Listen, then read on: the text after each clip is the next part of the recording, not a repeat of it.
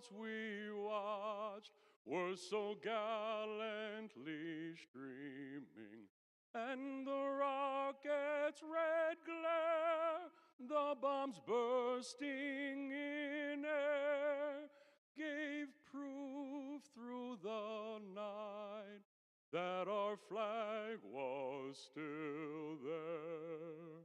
Oh, say doth that star-spangled banner yet wave? Oh, the land of the brave and the home of the brave. Ladies and gentlemen, Ryan Jensen.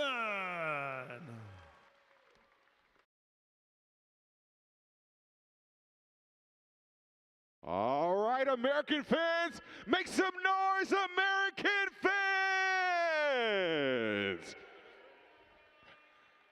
All right, ladies and gentlemen, we got our kicker.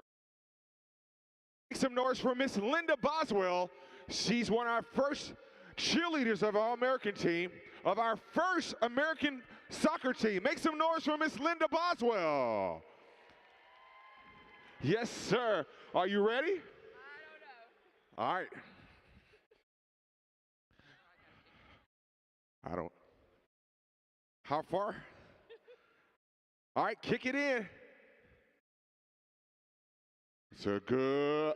Ah! Let's go and kick it in, Linda. Kick it in, Linda. Kick it from right here now. We got to get it going. Let's go. Y'all make some noise for Linda. Ah! Great job. Good job, Linda. Great job. Thank you, Earl.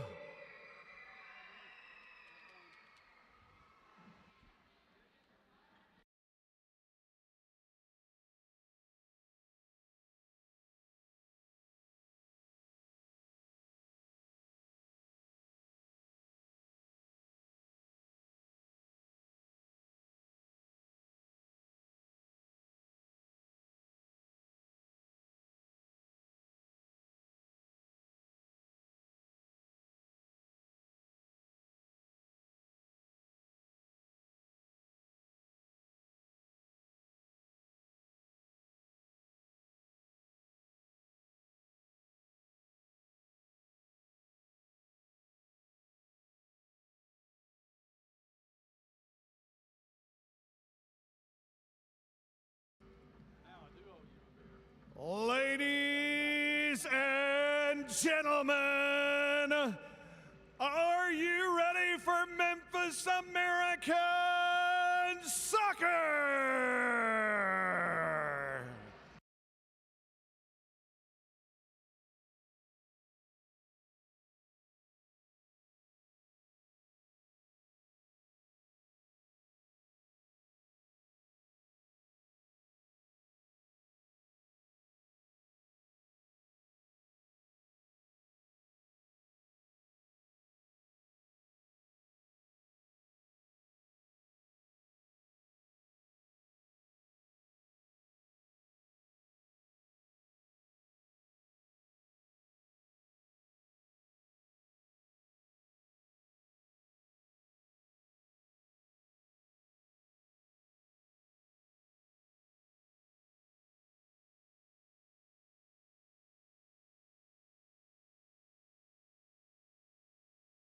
Doing right now for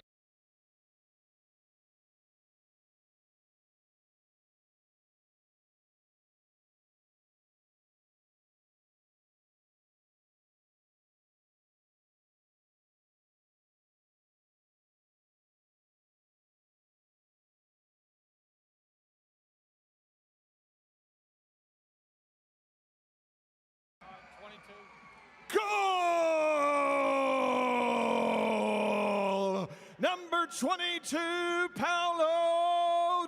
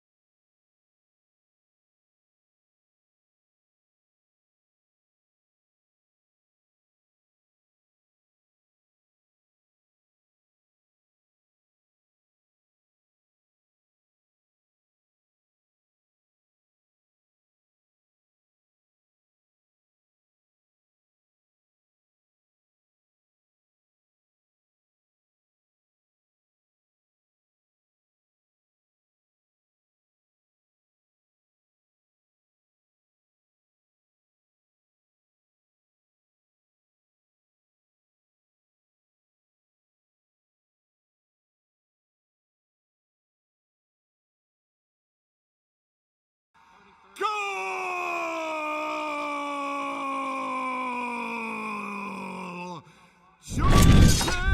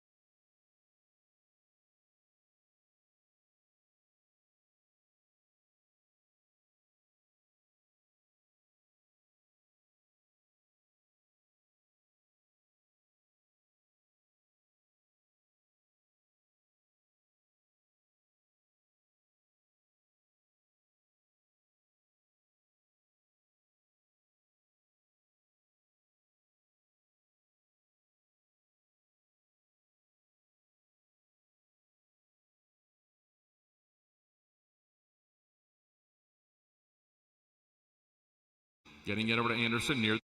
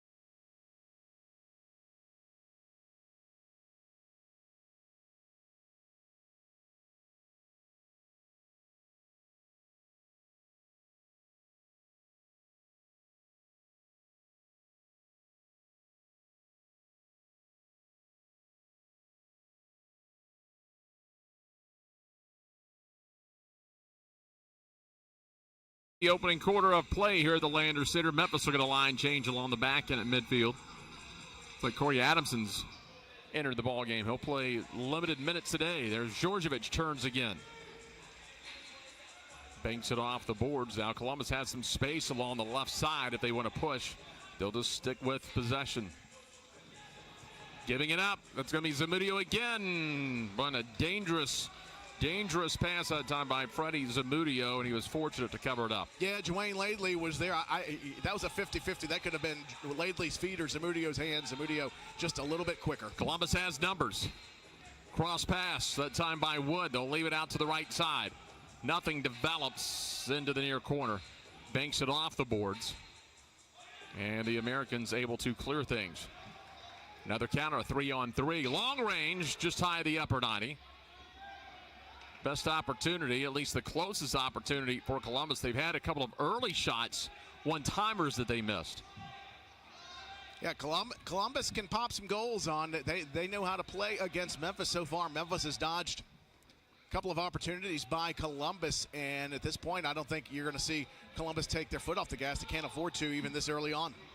Now Columbus in trouble, and Mitchell not going to catch up, and he's caught it. A nice job by Mitchell. He was caught on a 2-on-1, able to knock it away. Yeah, not enough mustard on that pass over to Ndenzako. Otherwise, Ndenzako was through on Zamudio. I think he was trying to play that in stride and just undercooked it a bit. So Zamudio plays it into the corner with under 6.5 remaining. Just a little touch back to Klink. Klink will settle things down. I guess we should warn people that if we hear gunfire, that there is not a threat of violence here, that there is a Civil War right. history event going on elsewhere in the building. I was waiting to see if we had any reenactors in the stands at some point this afternoon. Zamudio comes out, one of his better plays, just decided to be aggressive on the 2-on-1 there. Throwing long and out of bounds. Yeah, we're not anticipating musket fire, but we can't guarantee that there won't be any today. So out of bounds, that's going to give the Americans a pretty good opportunity here on the near boards. Kevin Valencia just across the penalty box. And with throwing it out of bounds, that means it's going to come down. So you got a good opportunity here. We'll see how the Americans stack it on this free kick. Watch for Scharf here on the right side. He's way off the post, ready to take a deflection if possible.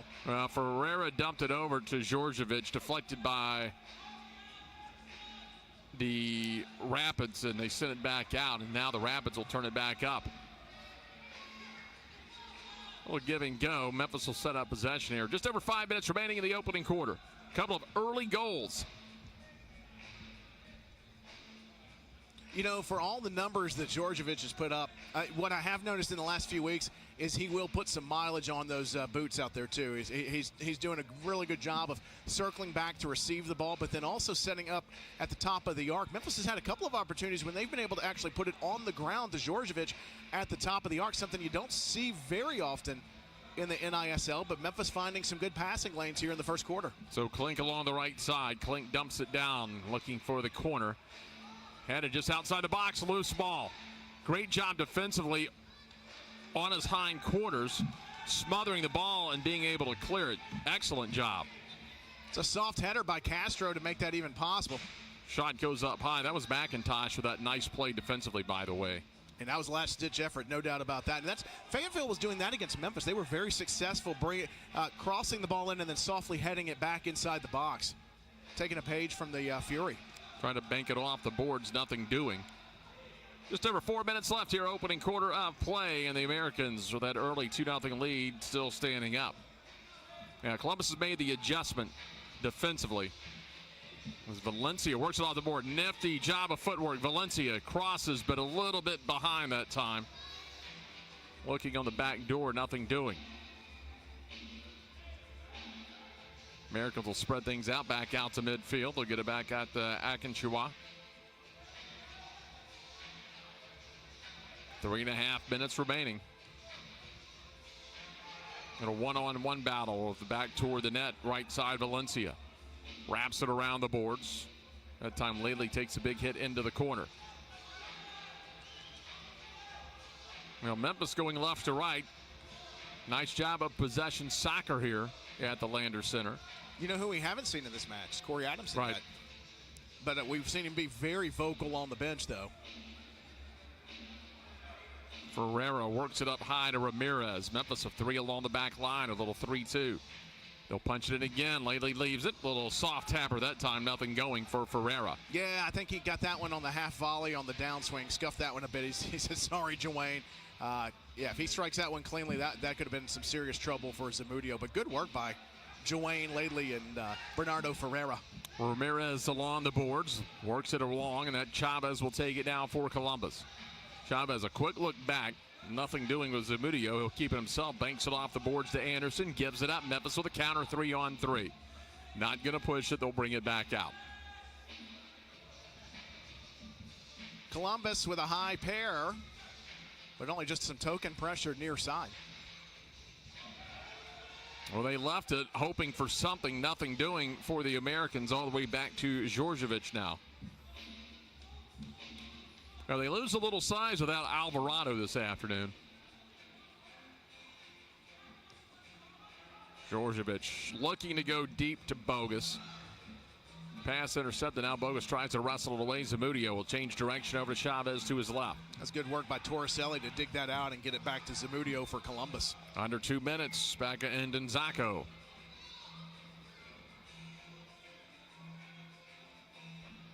Coming around now, they'll kick it back over to the right side, back into the middle circle. Ramirez back into Ndenzako. Memphis going to line change, so will Columbus. Up to Bogus now with under a minute 30 remaining in the opening quarter. 2 early goals still standing up here. A little confusion there in the middle. Columbus trying to get an odd man rush off the back of the hill by Anderson. And now they'll turn it over. Here comes Scharf. Scharf. Nifty footwork with the left foot, and it's deflected out high. Scharf may have been better served to shoot that maybe around the yellow line. Just take a low percentage shot. Under a minute remaining. Again, goals coming at a minute 1 into the opening quarter, and then 3 minutes 29 seconds into the opening quarter, and that's been it so far. A little bit of work for Freddie Zamudio to do, but both the goals by Memphis just well placed, no chance for the keeper. And that'll be an interesting dynamic to watch later today too, Jeff. Is will Columbus use multiple keepers? You know, they've been known to switch it up. 22 seconds to go. And Memphis will try to get one more opportunity. There's Scharf up high. Scharf trying to punch it over. Down to 14 seconds. Right side now, the Rothfuss. Yeah, Memphis may sit on this one and go into the first time out with a 2-goal lead. They did try to get it down there toward Djordjevic, but time will run out. 2 early goals in the quarter by Ndenzako and Djordjevic. We have a 2-0 Americans lead. This is the NISL.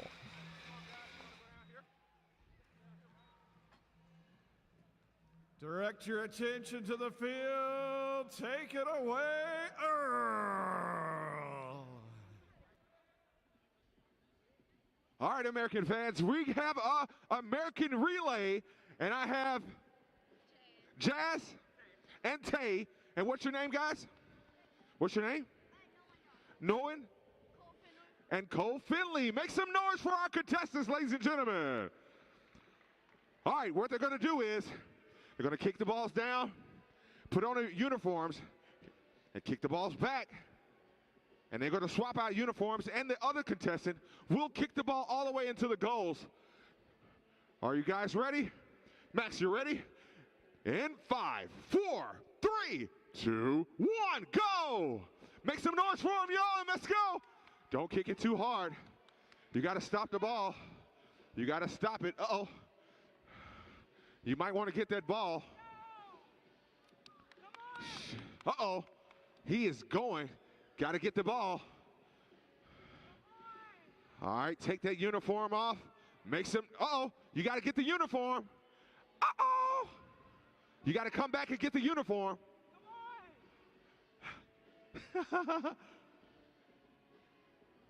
You got to put the uniform on.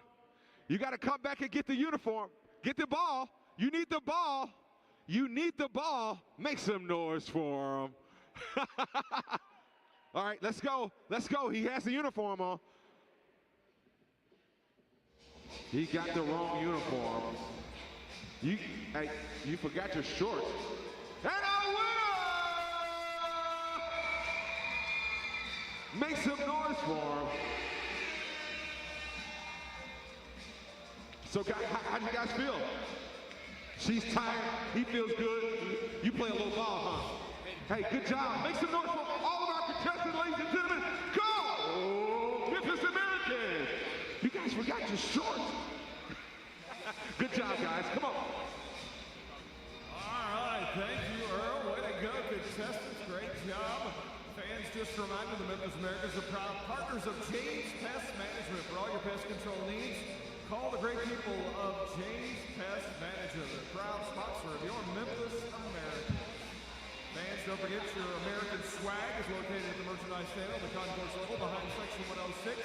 They got jerseys, t-shirts, shorts, and more. You can also buy single game bulk packages for the remainder of the season, all at the team merchandise stand on the concourse behind section 106. Fans, be sure and stick around following today's game for an autograph session. The players will be signing autographs about 5 minutes following the game up on the concourse. Get your Memphis Americans autographs about 5 minutes following the conclusion of today's game. And just a reminder, stay aware throughout the game. The ball will fly into the stands from time to time. Your safety is our first priority. We thank you for your cooperation. Are you ready for the second quarter of Memphis American Soccer?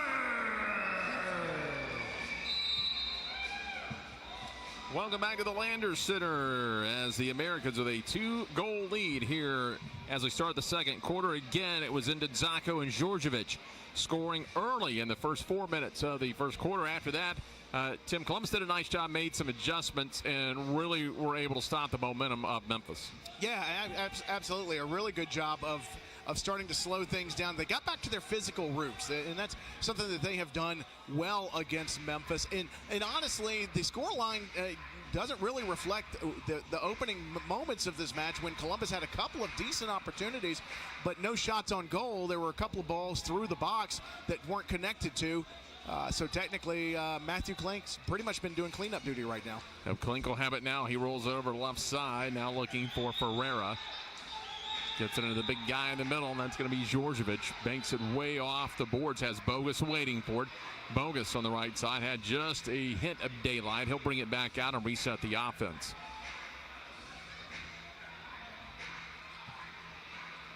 Right side now for the Americans. Would like a quick strike again. Finding Djordjevic, nice one-on-one battle into the corner. He'll get a little bit of help. They'll close 2, even 3 toward Djordjevic. Leads the league now with 18 goals, so he's going to draw a lot of attention back half of the season. Oh, no doubt about that. And he's having to find ways and find a new spacing to provide himself some opportunities. Link again over to Djordjevic. Djordjevic at the center circle. He'll be all over him. Nice job back there, and that was Mitchell who was going to cover. And they may have Mitchell. It looks like they're going to have Mitchell Martin Djordjevic while he's out there. Bogus. Got to be careful here along the boards. Back up to Djordjevic now. Long midfield. Now Djordjevic again draws the double team. There's Mitchell. And Mitchell just going to be his shadow, it looks like. Djordjevic will rotate out of the match. Probably go wide down. Every time he touches the ball, he's got hands on him. In most jobs, that is an HR complaint. Watch the video. To the right side. Klink comes up. Be that third defender. He'll dump it down into the corner. Nifty footwork over to the left side. It's going to be Castro. Castro along the boards. Comes back up. Now Valencia with the ball. Trying to keep his footing. Well, the Americans getting bunched up. If Columbus could have swung it out to the left, would have had a nice breakaway as quickly Zamudio punches it away. Chavez switches out. He'll go to the front. 2-on-4 right now. They just don't have the numbers. Right side, Torricelli. Columbus trying to get a little bit of a shape here. 2-2-1 looks like what they're trying to get into. Going to go long, and that was picked off. Valencia comes in, heads it toward the boards. Chavez very active. They'll run that out of bounds. Yeah, it looked like they were going in looking for Gadibo at the top of the box. Good work by Memphis running the house formation. Good read on the ball across, but Columbus, good spell of possession here. If they can pick one up, they're right back in this game. I mean, 2-0, plenty of time. You make this a 1-goal game, you start to ratchet some pressure up. Oh, there's a fancy touch. That was a nice touch on the right side by Valdivia, and that one's put up. That's closest thing to a save that Klink's had to make early here in this match. And I think the dangerous thing about it, Jeff, was it was a no look, which meant nobody was expecting that to go goal bound, and once it did, he almost caught Klink flat-footed. Now here comes Memphis. It's going to be in. Ndizako just misses. Nice save that time by Zamudio with the left foot. Long range one-timer, and the Americans lead it 3-0. And it's another one by Paolo Ndizako. Goes 4 and 5 on the season. Memphis just flooding the offensive zone, working the inboards well, paying off to extend their lead here early on in the second period. Terrific work by Memphis, calm and collected on the finish. Indonzako places it low, far post. Good effort by the goalkeeper. Zamudio could get a hand on it, but just too much on it by Indonzako. And now the Americans take a commanding 3-0 lead here in the second quarter. So early on, 3:58 into the second quarter, and it's 3-0 Americans.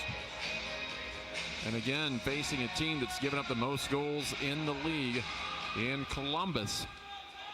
Memphis trying to take them methodically, one at a time. Ronald brings it up. A little hesitation on the kick, comes up, gets a little bit better opportunity, but straight away in Zamudio, the easy pickup. Trying to throw long over to the right side. Bogus. Right board gets it back to Djordjevic, who's checked back in. Djordjevic, you're going to leading 18 goals. He'll quickly rotate back out.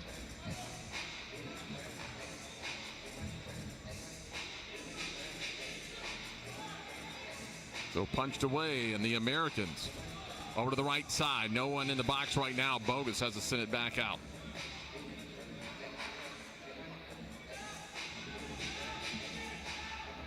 Moving again. Columbus putting Austin Anderson on Bernardo Ferreira. Bernardo's been running some crossing patterns, just trying to draw some sort of a lane to skip ahead to either to Bogus or to Rodman. Right down the middle. Memphis with the chance. The shot will go wide to the right. The follow is going to be out of bounds into the upper level. Well, they had a nice setup. Memphis gets a full line change here.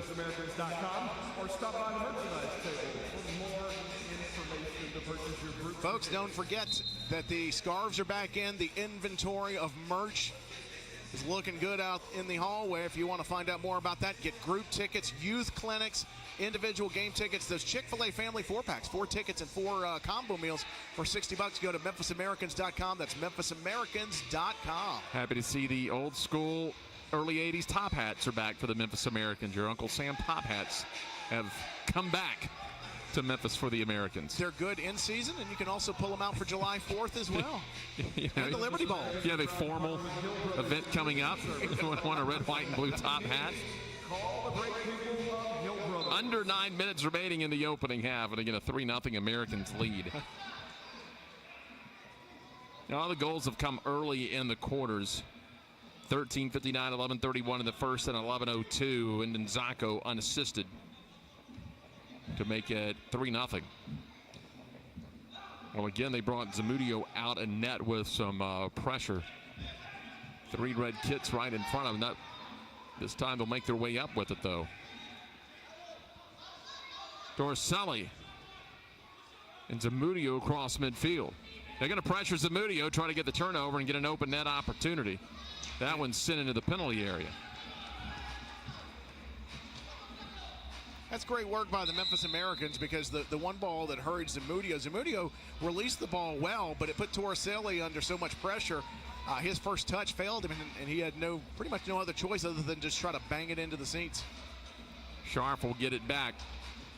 Scharf gets it back to Klink. Klink goes deep into the corner. That ball popped out of the glass on the left side. That's a good ball by Klink, because that came in low. That was going to give Laidley a chance to settle that down. Torricelli winning the 50-50 ball, but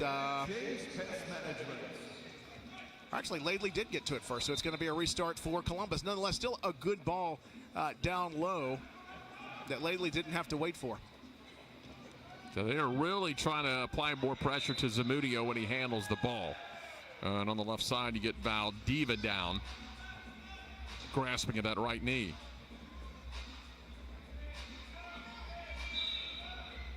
And officials timeout. That'll stop the clock with 7:06 remaining in the opening half. Only 3 fouls in the match. Two for Memphis, 1 for Columbus. All the fouls have been pretty innocuous. I think that might have been knee bumping into knee there. That's never a fun one to feel. Well, right now, Columbus has to find a way to generate some offense. They're being outshot 11-0 so far through a little over 22 minutes of soccer here at the Landers Center. So they've got to find a way to generate something, get their defense, which has struggled this year, trying to get a turnover and trying to get some counters. The thing they'll look back on in this match, if they don't rally, is the 2 one-time opportunities they had in the first 3 minutes of the match. They could have kind of set the tone and built themselves a buffer. Yeah, high-quality chances. They've had a few of those. This could very easily be a 2-2 match just by the quality of the chances that have flown through the box. But as you said, you still got to finish it, and they've got to figure out a way to just even get that first shot away to at least have a chance to finish. Chavez trapped up against the board, able to get it loose. Back over to Zamudio. They'll reverse direction to the right side. Off the back of the hill that time by Anderson and turned over. Now Memphis trying to push it up. That's going to be Lately. Off to the left board. Knocked around into the box. Zamudio will pick it up. I think Torricelli got a piece of that original shot. Well, bad turnover again by Columbus. Just the pass is not crisp enough, needing them a little bit more in line. Some soft passes have turned into a few opportunities for the Americans in the first half. Change of direction. Nice move by Ndenzako out to the right side. Back into midfield at the center circle. Americans gaining possession over to Ndenzako. Zako has 2 to his left, 1 to his right. Here's the shot. Nearly had the deflection just wide to the right of Zamudio. I tell you, Lately stepped over that on purpose because I think that completely shielded Zamudio. I don't think he would have had a chance. He would have been frozen to the line just off by a hair. Now Djordjevic caught napping at it, taken away.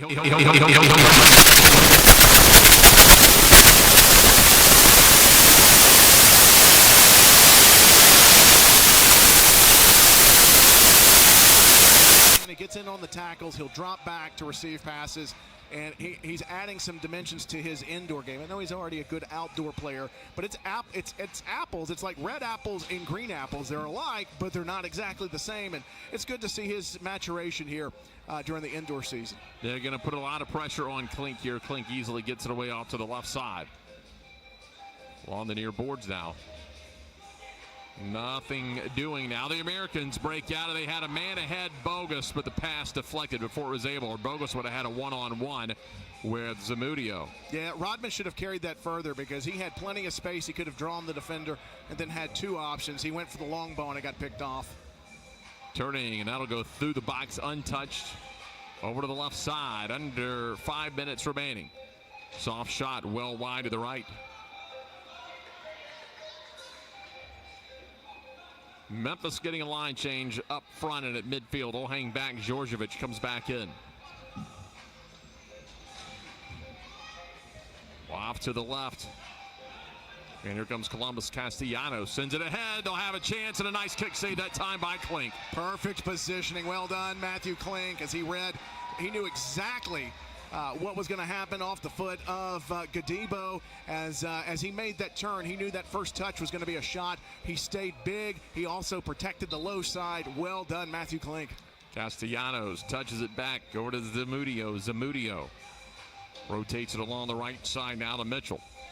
Mitchell immediately, even the ball is on offense for Columbus. He is going to find where Djordjevic is. Remember, we noticed that earlier in the first quarter. He was kind of going to be Djordjevic's shadow defensively. Back over trying to get it to Mitchell, and Mitchell loses it. Now Djordjevic is alone on the right side. Djordjevic draws the double team quickly. Back up, under 3.5 to go. That punched up into the bench area.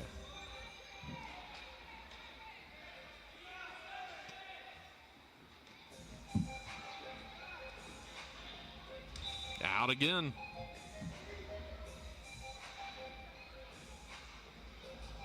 Down the left side. Sharp off the boards. Djordjevic. Here comes the double team again on Djordjevic. They dispossess him, and now they've got a chance 2-on-1 if they can push it up. But too quickly defensively that time. Rothfuss got back. What speed defensively to break that up. Columbus calling for a penalty. And now we got some action over there on the bench. It looks like Eddie Miranda going to voice his displeasure, as will Valencia. And I think Corey has given a verbal disagulation to West Coed as well. I think nobody's happy on that. But in the meantime, restart, and Calm, cool, and collected. Matthew Klink's able to collect that backside of the box. Softly rolls it and gets it back. They'll try to pressure Klink. It's the third foul for Memphis. 8 will get you a team 2-minute penalty. And there's one that skirts all the way into the neutral zone. That oddly got all the way through. 3-on-3 to the left side. It's going to be Rodman in the corner. Rodman trying to get it back up. They'll lose it. Was looking for Ferreira. Now a 2-on-1. Golden opportunity for the Rapids, but it is Rodman who comes from behind with the tackle. Eric Phillips on top of the call. He points and says, nope, got all ball. Good call by Eric Phillips. Great play. Actually, that may have been Ferreira on the other end. Djordjevic first shot batted down and trapped. I think he's frustrated. I don't think he got all of it. I think he played that on the inside of his foot. If he drives through it, maybe a tougher shot there, but I think he was going for placement. But still, good opportunity for Memphis. One-timer, and that one's punched into the club level. Under 90 seconds remaining here in the opening half. All right, so action picking up end to end here. Looks like we're going to finish the first half with a flourish. And then we get cheerleaders at the half. Jeff, cheerleaders. Yeah, Bartlett Youth Cheerleaders out here this afternoon at the Landers Center. 3-on-3. Off the board, they leave it out front. Chavez was closing, but too far behind. Well, barring something crazy, Memphis is going to carry the lead into the locker room at half, but Columbus get a little momentum and get a goal back here in the last 60 seconds. Yeah, a couple of cracks at the goal, and they can tighten this one up in a hurry. McIntosh rotates it left. Back over to McIntosh. He's got a pair of goals and assists on the season. Banks it off the boards. McIntosh trying to keep it in and keep possession going for the Rapids. Able to get around Djordjevic. They'll work to the left corner, Chavez. Nothing doing that time. Trying to get the turn, Valencia couldn't do it. Ball left open with 30 seconds to go. Put a little pressure on Zamudio through traffic into midfield. Djordjevic right now, you can tell the assignment. Chase the ball wherever it goes in the last 30 seconds. And Nzako.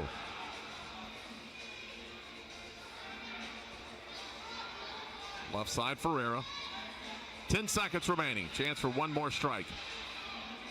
And Nzako with 5. They're going to have to get the shot off. Down to 3. They leave it left side.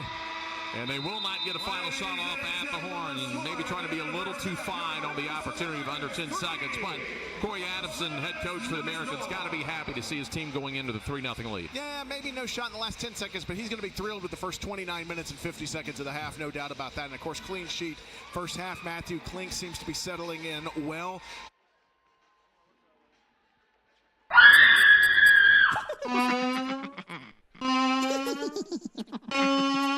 Got spiders? For your best choice in pest control, call James Pest Management, 367-2007.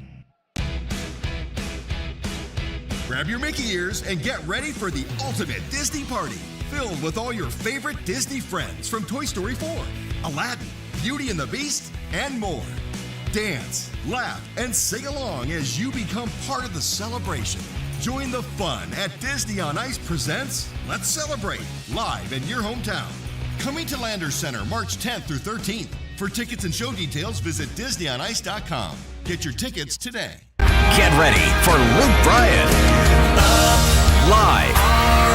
The Raised Up Right Tour.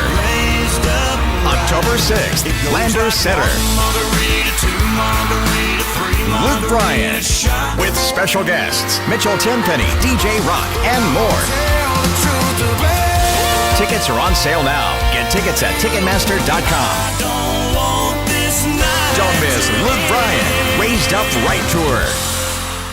Fans, be sure and grab your Disney ears and get ready for the ultimate Disney party with more than 50 Disney stars from Frozen, Aladdin, Tangled, and more. Sing and dance as your favorite stories are brought to life on ice here at the Landers Center, March 10th through 13th. Visit DisneyOnIce.com to book tickets today. Earl, take it away. Ladies and gentlemen, put your hands together for the Panther Palm All-Stars. Ladies and gentlemen, they're coached by Linda Boswell, Lisa, Nicole, Michelle, and Miss Belinda. Make some noise for them one more time.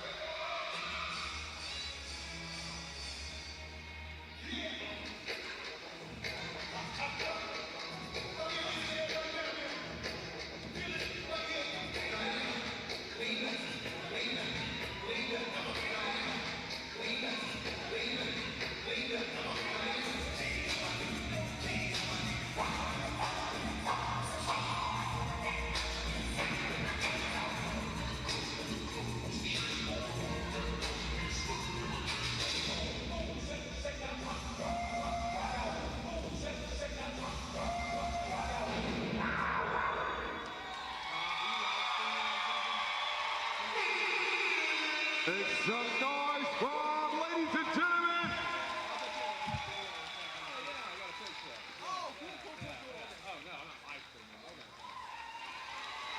Make some noise for it one more time. The Panther Palm All-Stars. Great job, ladies.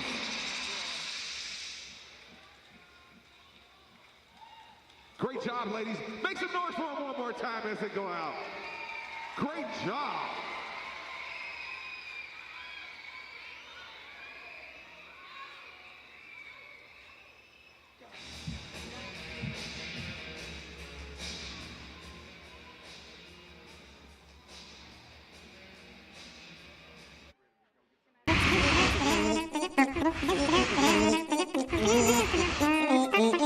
Got ants? For your best choice in pest control, call James Pest Management, 367-2007.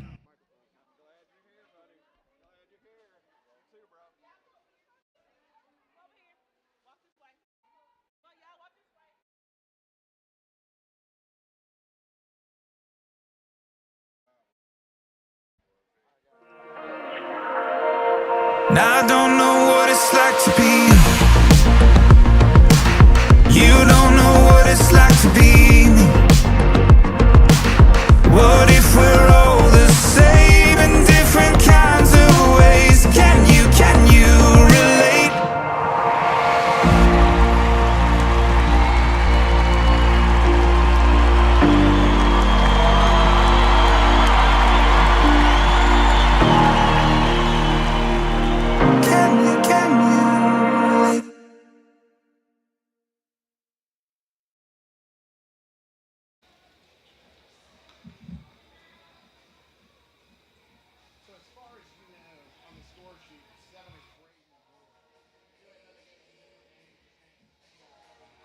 Ladies and gentlemen, please join me in wishing a happy birthday to Duncan. Happy birthday, Duncan.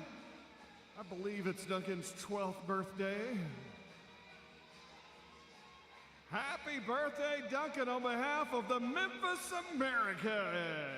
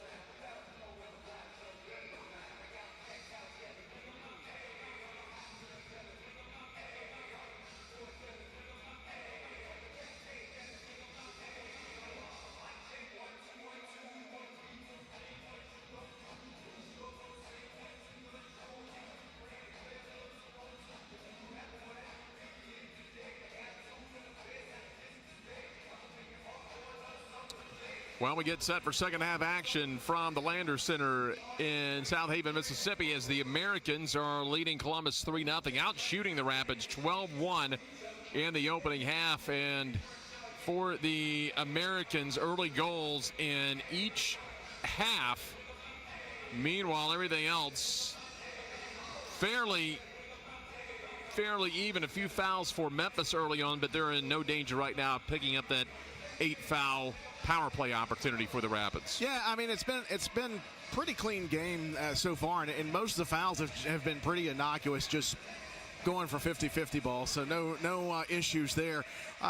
Don't forget, folks, coming up at the end of this match, there will be a brief intermission, and then the women will play. The Memphis Americans, the first place Memphis American women, will take on the Columbus Rapids. It's a doubleheader always in the National Indoor Soccer League. I want to say hello to all of our viewers on YouTube as well. I see Bob Keown is on there today. Hello, Bob. I know you'll be watching very intently as there's a very special player coming up in the next match that you'll be following for sure. But I want to thank everybody out across the NISL and all the curious eyes seeing what this is all about. And it's been fun. It's 3-0 Memphis.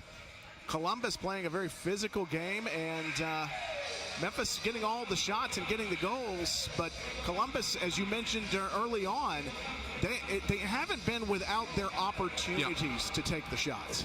They would have had probably 2 or 3 more shots had the one-timers at least been on net. 2 early one-timers in the first 2 minutes. One sailed, I think one was a whiff. One went out of bounds well over the crossbar. Then late in the opening half, had a chance maybe to get a goal, to make it a 2-goal contest and carry some momentum into the locker room. I think there's plenty more goals in this game, Jeff, because we've seen a couple of odd-numbered opportunities going both ways. And if the right decisions are made by these clubs, I think you're going to see some more goals popped into the nets. But I got to tell you, Memphis' defense, after being a little shaky the first 2 or 3 minutes, looked very good. Matthew Klink, anchoring the back line, has done a very good job in Peter Sliwa's absence this afternoon. And, you figured when Peter Sliwa came in, it's like, well, I'm probably not going to get a whole lot of playing time. But actually, he has seen some significant minutes, and he has been working hard, training hard, and it's paid off. He's looked very good for Memphis this afternoon and has been generally a very steady goalkeeper as we're ready to go. And hopefully whoever is running down the sideline, looks like the trainer for the day, has made it off the pitch.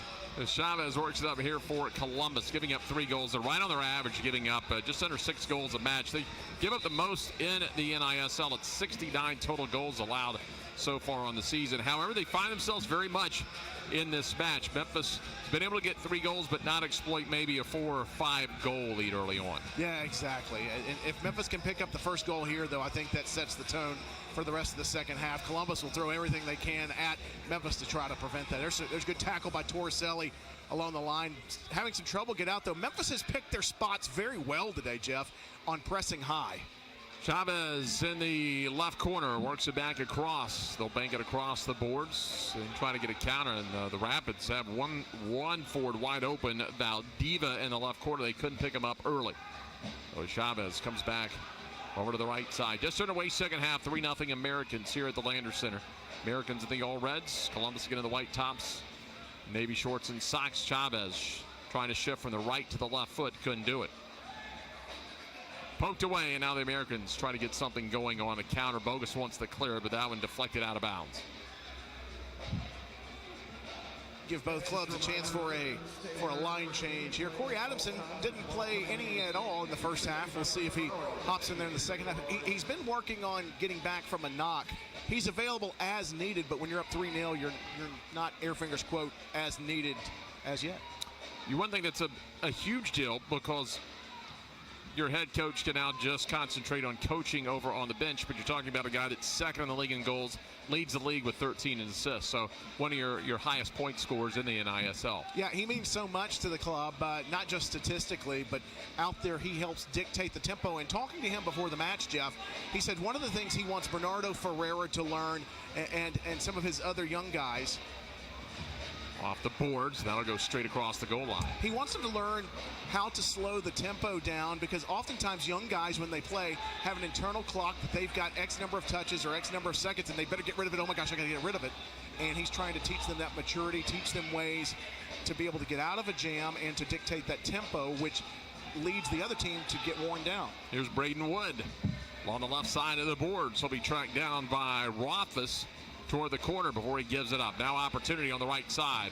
Trying for the low percentage shot from the yellow line. That is deflected off the cleats of Dan Rodman. Rodman, in addition, he's already put in a couple of goals for the Americans this year. Yeah, he's come on lately. He's gotten plenty more minutes. He's been available, and he's made the most of it. They go off the board, try to bank it, and it goes nowhere but into the hands of Klink.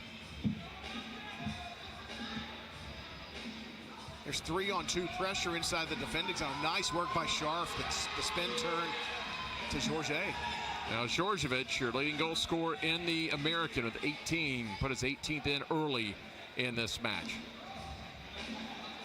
A big battle going down, and Djordjevic a one-timer high off the glass, and Zamudio takes it out of midair. How about that backspin off of the glass? I thought that one was going to cannon back out to the top of the arc, but Zamudio heads up, played it very well. Is Chavez. Chavez has some room to maneuver, but here comes help. And Mike Scharf coming down fast, got the shot off, and Klink with another save. Didn't commit to going low too soon. For Chavez to take his pick, he did go low, and Klink was ready for it. Another nice foot save. Staying on his feet until the very last second for Memphis. So you get Zamudio across midfield. Sends it right corner. And Columbus struggling to grab possession. Now they have it. Rapids bounce it down to the left corner from Mitchell. Taken away. Here is Scharf. Scharf put into the boards, and once the arms got extended that time by Castellano, easy to call that foul. Yeah, second foul of the match for the Rapids. Memphis with 4. Scharf looked like maybe had some jets in the bottom of his boots and somehow collided into the boards. That definitely was not it wasn't a boarding a call. I think just rolling into it more than anything else. So no automatic 2 minutes on that one. Good call by Wes Coet. Looking for the give and go that time from Chavez. He'll go on down. They'll work it back up high outside the yellow line. Off the glass, and takes too hard of a deflection for anything to develop. And now here comes Bogus, and the Americans has Ndenzako ahead. Bogus will wait. Spins back out. He'll hand it back off to Valencia, and Valencia loses it to Chavez. Torricelli into the back corner as he passes. And here comes Columbus along the right side, calling for a little bit of help. Moving it down that time was Castellanos. He'll get it back. Castellanos hands it over. Under 10 minutes remaining here in the third. And thus far in the third, it's been a fairly routine quarter. Neither team really has pressed as far as any kind of dynamic goal scoring opportunities. This feels more like the beginning of a match rather than the beginning of the second half. Now, just over 5 minutes in, Columbus had a chance, couldn't get the initial shot off. Net left open, an outstanding defense again by Memphis. It was Ferreira there with another deflection. Punched over, gets high off the boards in front of the Memphis bench. Left free, and Columbus would have had another golden opportunity. They came away with the ball. Instead, it's Djordjevic on the other end. Djordjevic on the left side. Just off of the boards, left into the box and clear. Thought Djordjevic was going to wind up. You know, he's got that big frame. He can put a lot behind the ball. Thought he was going to go one from the yellow line. Yeah, and then his pass is a little bit of a heavy touch to Castro. He didn't lead Castro in toward the goal. Castro, once he got his back to the goal, that gave Columbus time to regroup and add some defensive pressure there. But yeah, I thought that was going to be number 19 of the season, or at least the opportunity for that. They'll go long toward the boards. Columbus able to clear. Things starting to get a little bit more physical here now, midway through the third, as Akinshinwa trying to maneuver his way around and draws the whistle. I think Eric Phillips just signaled illegal hip toss. I think. Well, the one thing I like about the NSI, one of the many things I like about the NISL is the officials. They're fairly liberal in their calls as far as we're going to give you body-on-body contact. If you're going to go hip-to-hip, that's fine. Up at the chest, A lot of times they won't make the call unless you get your arms extended. Here is Djordjevic and the save by Zamudio. Oh, terrific save by Zamudio. Two options, one to the left, one to the right for Djordjevic. Can't blame him for taking the shot because he has been a sniper this year, but Zamudio going low and excellent kick save down. But you were talking about the officials, and at the beginning of the season, I think one of the things that was preached as part of this league, it's a man's league, it's a woman's league. If you go to the ground, it better be because you were taken down to the ground. Little changes in the breeze and the air conditioning, they're not going to blow the whistle for any old thing. It is a physical league, and the referees have very much held that up, and the consistency that we've seen, at least in the matches here in Memphis, have held to those ideals. Into the box and a pickup on one hop, that time by Zamudio. Now, Zamudio has been very good in net today. He has faced a lot from the Americans as Memphis out shooting Columbus 13-3. Bit of that high pressure from Memphis paying off.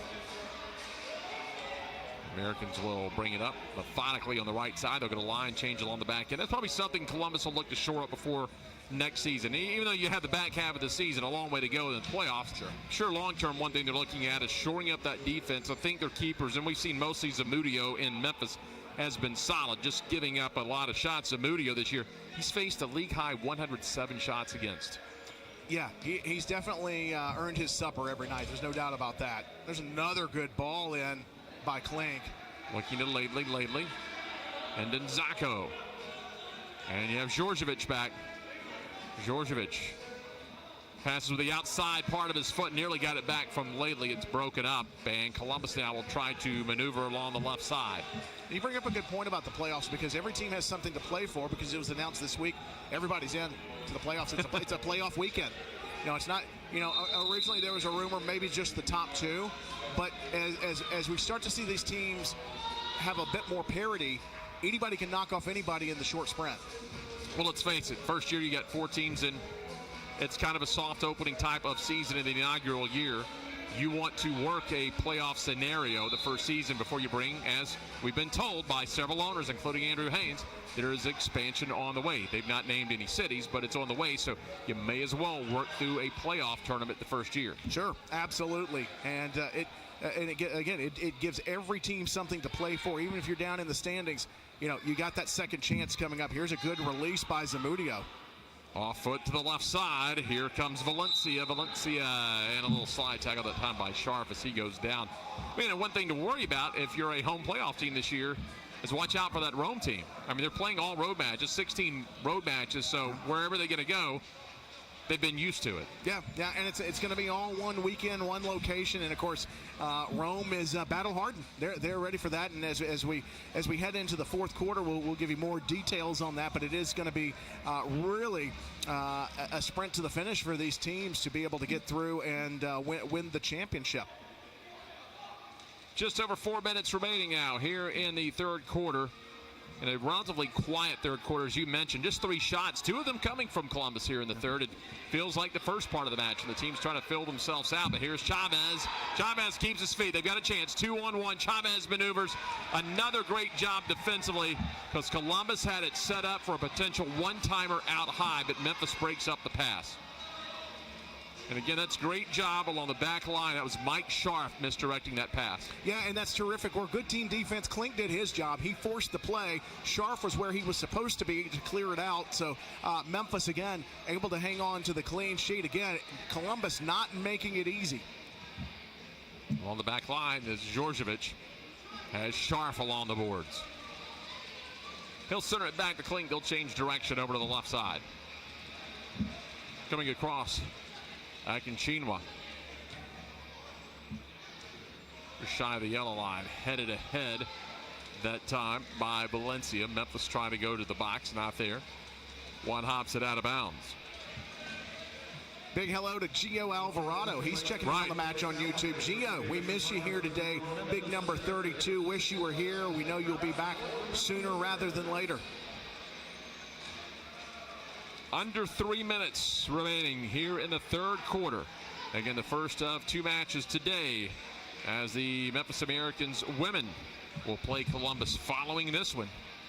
As Corey Adamson coaches that team too, he's got to be happy with what he sees out of hhis women's team at 10-2-0 in first place in the NISL. Yeah, they've been fantastic. Now if we can just get the Fayetteville Fury to lose a few games on the men's side. The funny thing now, because everyone, as we start to close in on playoff time, the 14 playoff, I'm sure a lot of people will be looking at the matchup with the American and the Fayetteville men. But that's what's fun about the playoffs, is you don't know. Columbus or Rome, you just got to put two matches together, and Columbus nearly put together their first goal, but Klink cut down the angle. Yeah, that one just cannoned off the chest and right into Klink's arms. It's good positioning, just no space to settle it down in indoor. Klink was right on top of him, didn't give him a chance for that second touch. And that's going to be the frustrating thing for Eddie Miranda and the Rapids fans, is that, despite a 4-8 record this year, we can see in this match here just how close they are. Yeah. It takes one or two things, whether it's a personnel change or something in your shape. You could flip that right around and be 8-4. Oh, absolutely. Yeah, this is a formidable team, and again, that's why I think whoever ends up first might be happier to play Rome in that first playoff round, and it's gonna end up April 2nd and 3rd. They're gonna play it at the Crown Coliseum in Fayetteville over 2 days, and all 8 teams will be there and raring to go. So and you can buy a ticket. Essentially, you can buy a ticket on the day for $32. You can catch every game, or for the whole weekend for $50, which is a great deal. Are the entire playoff series going to be over 1 day or 2 days? It's going to be over 2 days. Nice. That's going to be some worn-out teams that they all try to play, and it went to that bonus game. Well, here's one day. Here's what we got to do, Jeff, because 11:30 on the first day, the pregame, they've got the awards, so we got to tighten up our game to get broadcasters of the year. We want the inaugural. We want broadcasters of the year. And then there'll be some other awards after the first game as well. Nobody cares about those. We just want the golden microphone. We're going to do everything we can. There's a Moody, a little kick save that time as Memphis looked like they had something set up. 16 seconds left here in the third quarter. So 4 games the first day, 2 games the second day. Up high with the left foot, and that never made it to Zamudio. He was there. 4 seconds to go. Georgievich trying to muscle his way in, and that's where the quarter's going to end. A very, very quiet third quarter at the Landers Center, and Memphis will take a 3-goal lead in the fourth quarter. This is the NISL. All right, American fans, make some noise. American fans! All right, I got my guy over here. Are we about to do this American trivia? Are you ready? Let's get this question up on board. All right, who was the owner of the Memphis Americans from 1981 to 1984? A. Carl Jr. B. Andrew Hines. C. Allison or Richard Bud. A, B, C, or D. Which one do you want to go with? What's the answer? Ah! What's your name, Mike? Leonardo. What's your name, Leonardo, ladies and gentlemen? Good job. Sorry we got the answer wrong. It's Carl Jr. What's the special shout out to James Pest Management in the house.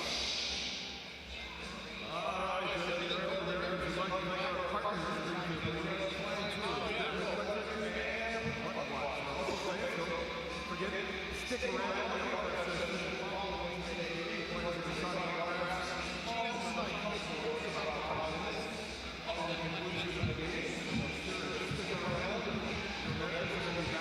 March 19th here at the Landers Center. You can get your tickets now. Also, stick here with us about 20 minutes or so following the conclusion of the men's game. Your Memphis Americans women's soccer team takes the field. Stay here with us and cheer on your Memphis Americans women's team.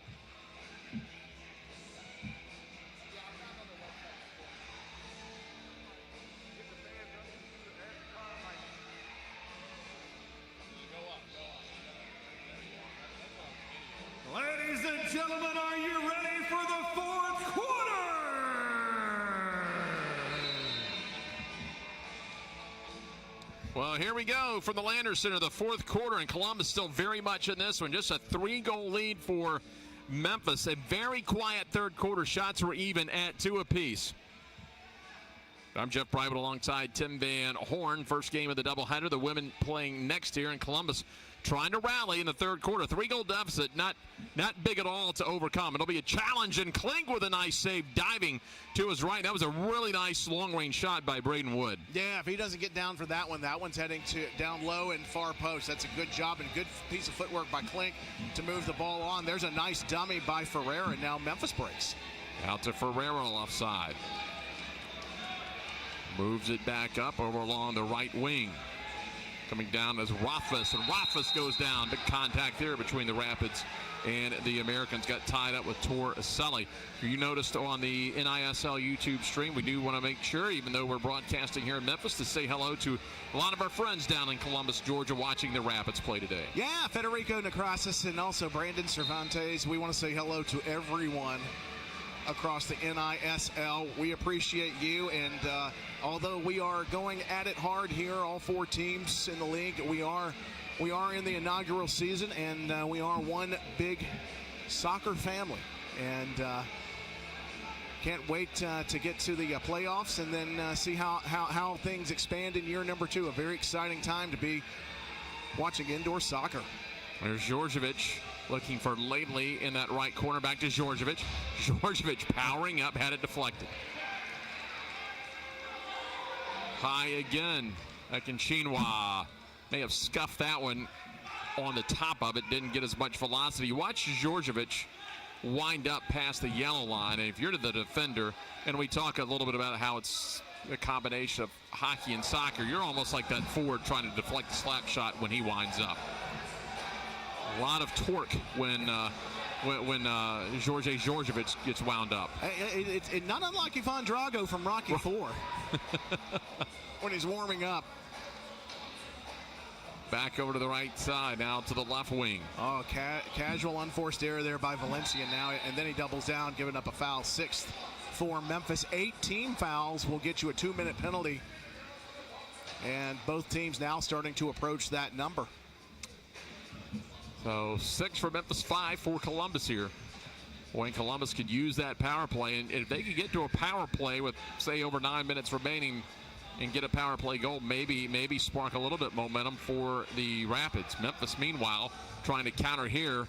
Memphis would love a 4-goal lead. They would probably fill a 4-goal lead early in the fourth quarter. May not cement it, but makes you feel extremely comfortable. Oh, absolutely. A one-on-one battle that time, and Scharf did not get the call he wanted. He got tied up with Mitchell. Columbus struggling there. Manny Chavez was behind the Memphis defense, but wasn't going to be able to play through it on the ground, and certainly not over the top with Matthew Klink hanging right in his shadow. Columbus getting frustrated there, turns it over. Memphis now coming the other way. Lately right side, he'll dump it back over. Looking left corner, and they'll have Bogus waiting back toward the net. Bogus trying to turn. He is going to be shielded by Mitchell. Cleared, but not enough. Scharf keeps possession back to Klink.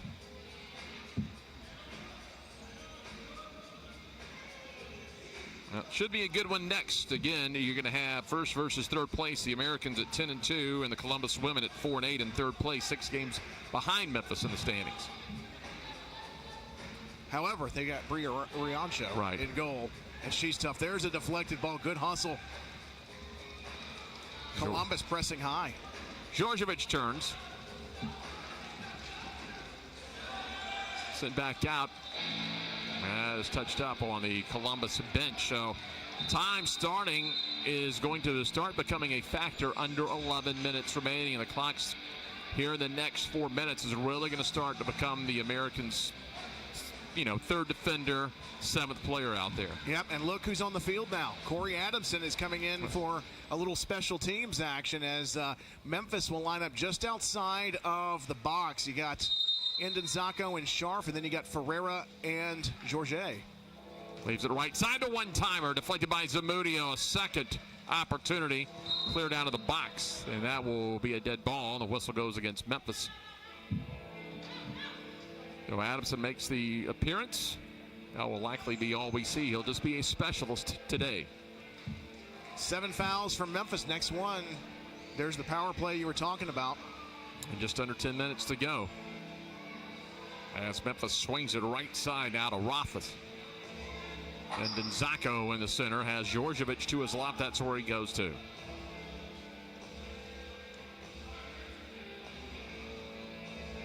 Djordjevic, right side, 9.5 minutes remaining. They send it high to Ferreira. Ferreira back to Djordjevic on the boards. It's good work by Juan Morales to bump Djordjevic off the ball. Now we got a foul against. But, you know, Castellanos thought he had the foul called. He picked the ball up. Then the whistle blew, and they called a handball. That's why you got to play the whistle. That'll be 6.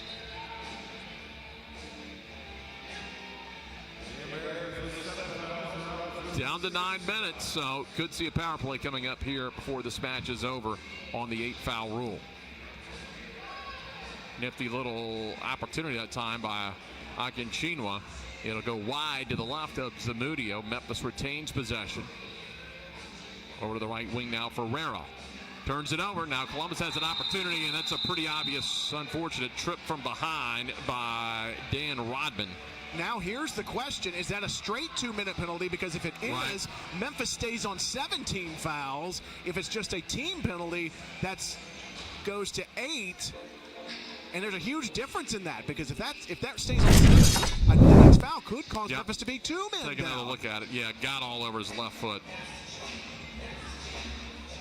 And I think that's going to be a straight 2. I believe Eric Phillips went to his pocket for a blue card. So a power play with 8:31 remaining.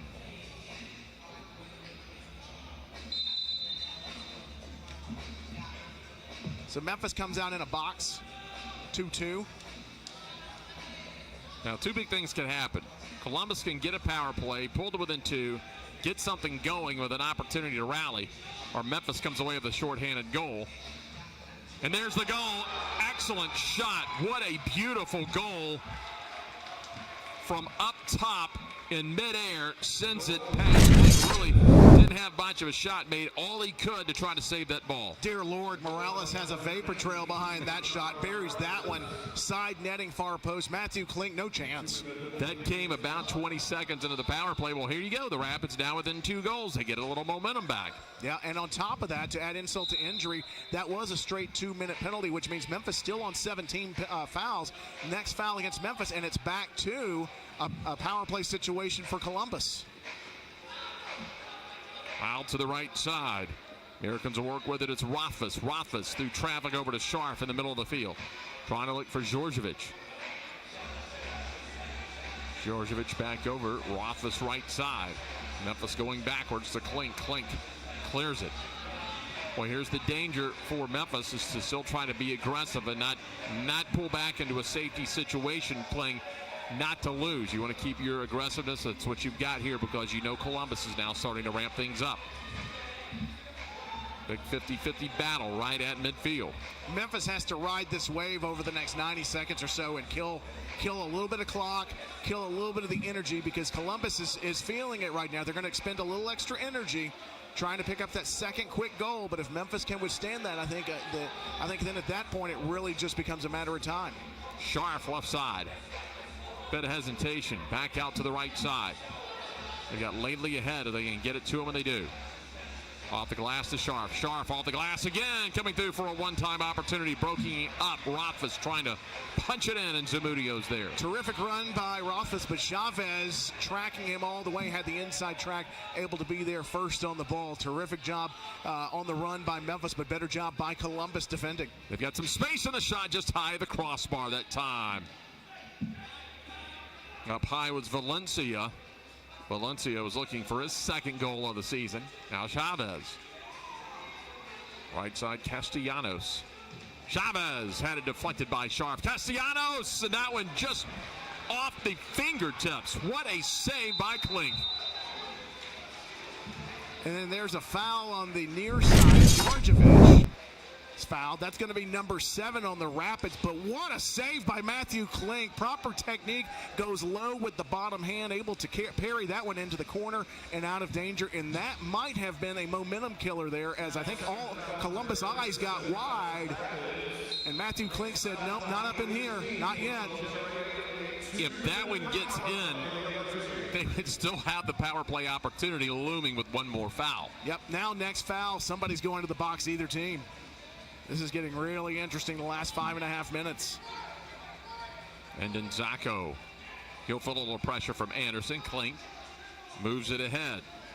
Out to Rodman. Rodman on the left side of the board, up to Bogus. Bogus punches it toward the middle, a little bit behind Ramirez. He'll have to race to the right side to grab it. Off the boards, easy pickup, scooped up by Zamudio. 5:15 remaining. They wanted a long off glass and couldn't find it in front of the Memphis bench. So Zacco just going to hang out, let the clock wind down, and wait to get a little bit of pressure.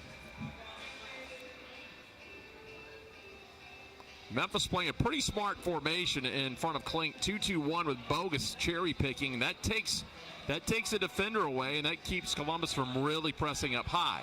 Yeah, and Memphis doing a good job here of switching fields and taking a little bit of the pressure off. Now down to Bogus, looking to draw a foul, nothing there. Well, in midair, Bogus, and that may put it away with the left foot.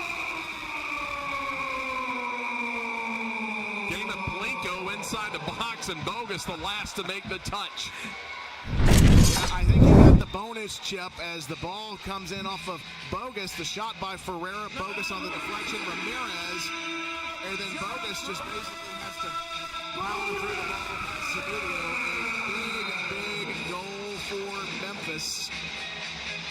Restoring that 3-goal lead now with 4.5 minutes to go. Not out of the woods yet, though. Still lingering on 7 fouls. And it looks like timeout called, and I would assume this will be a Columbus timeout. 4:36 remaining here in the match. This is the NISL.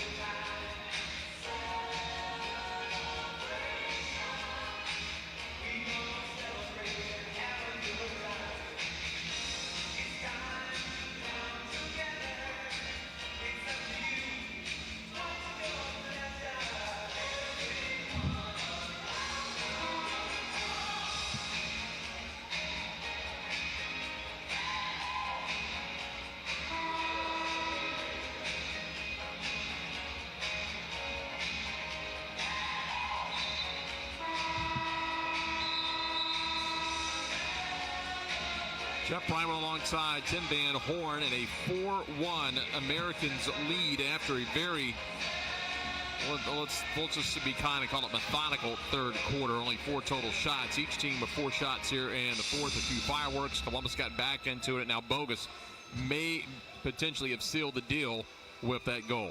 Yeah, and it happened on, really the whole play happened on the other end with the great save by Matthew Klink. And which that shot was carrying into the far post. I thought that was going to be a 3-2 game at that point. He makes that save. Memphis flips the field, and now Torricelli comes on as the 6th attacker. They pull Zamudio as goalkeeper, so Torricelli will, at least for the next few moments, be out there as an extra attacker. Torricelli drops back now, just in front of the yellow line. Goes ahead, found Valencia. Or Valdivia, excuse me, out to the right side into the corner. Americans will just be content if they can to clear. Djordjevic actually moved it back as Adamson is back into the ball game. That one punched out of bounds. 3:55 to go. Clock moving slowly for the Americans, quickly for Columbus right now. And I think Adamson is out there now. You know, you can tell he's not at full speed, but what he can do is help with the shape and command what needs to be done out there in these critical moments just to see this one out. I think that's where his value is coming out on this. I don't think you're going to see him sprint the field like Rodman's doing here. Rodman got the ball taken away by Chavez. They get a 3-on-3. Chavez on the left side. Couple of dribbles, couple of maneuvers, and has the ball yanked away by Rodman on the steal. Chavez trying to grab it right back. Big hit toward the corner. 3:15 remaining. There's no foul amongst that, right? Let him play. Nothing malicious, at least. 3:05. Over to the right side, it's going to be Valdeva. Trying to go in. Torselli with the header back. That time Adamson just punches it away and trying to get it over the head of Torselli. That's going to be the danger now. Torselli playing in net and being aggressive. Memphis a chance here to put this game away. Torselli will get himself a save. With no gloves. Adams. He's practicing unsafe soccer. Left side, and that'll hop out of bounds. We got to see. I got a couple of pair in my bag. I got to see what size he wears. We got to send him home with some gloves. That was a nice job on the boards by Torselli. So over left side, Adamson goes right corner. Poked away with just over 2 minutes to go here at the Landers Center. Along the right side, Castro. I tell you, fundamentally, his footwork's good in goal. Torselli now trying to get everybody to push up. He's playing like John Luigi Buffon of the Italian national team. Well, here's going to be the danger, and you have to assume the risk when you do this. Is Torselli's going to play so far up, turn, shot, and that's deflected out. Torselli coming up near midfield. If an Americans player gets it, just punch it long. You got a chance for an open net goal.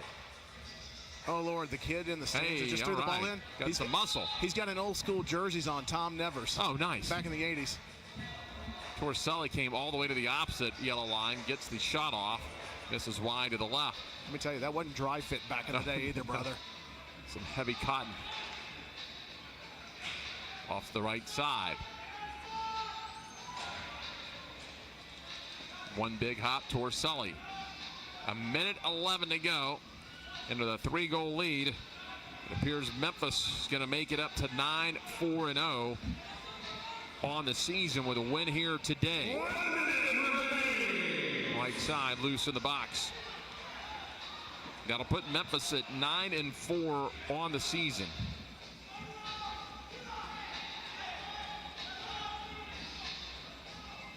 They will still remain. They'll gain a game. They'll be a half game behind Fayetteville, and clink again over to the left. Now we got a timeout. Memphis. Wow. Terrific save. He went down low, both hands. That was going to tuck inside near post. Good awareness of what he needed to do. Well, here's the situation. So Fayetteville going to remain at 9-3. Memphis will go to 9-4. There'll be percentage points back. So Memphis will close into within a half a game of the Fayetteville Fury in the men's division. Meanwhile, Columbus going to lose a game. They're going to go to 7 games out of first place. More importantly, they're going to go 5 games back of Memphis getting unquote home field advantage, even though you told us the release where it's all going to be a neutral site tournament, but you'll lose that 2. You'll still be 5 games out of the 2 seed. Maybe you get to pick which bench you get to sit on or something like that. But which jersey you wear, you sit to the left or the right. But let's talk about the last 38 seconds of this match. If Torselli can hang on here at the end, if this is his first go at it in goal this season, he walks out the league leader in goals against average. Absolutely right. And no gloves. We got to get him some gloves. For sure. But Columbus has come in. They've come in. Their game. They came in ready to play. Got out on the front foot. Just could not convert a couple of opportunities early on that could have put Memphis on their heels. Yes. And then Memphis made them pay immediately thereafter. Standings will sit as the results come in today. Fayetteville and Rome are off today. Fayetteville will be at Columbus on Thursday evening.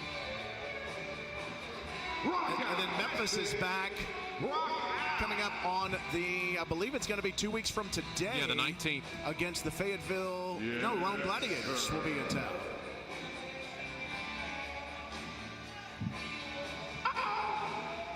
And, of course, that's going to be a doubleheader. Of course, we got game 2 of 2 coming up after this with the women going out. 34 seconds to go as Klink throws long to Djordjevic.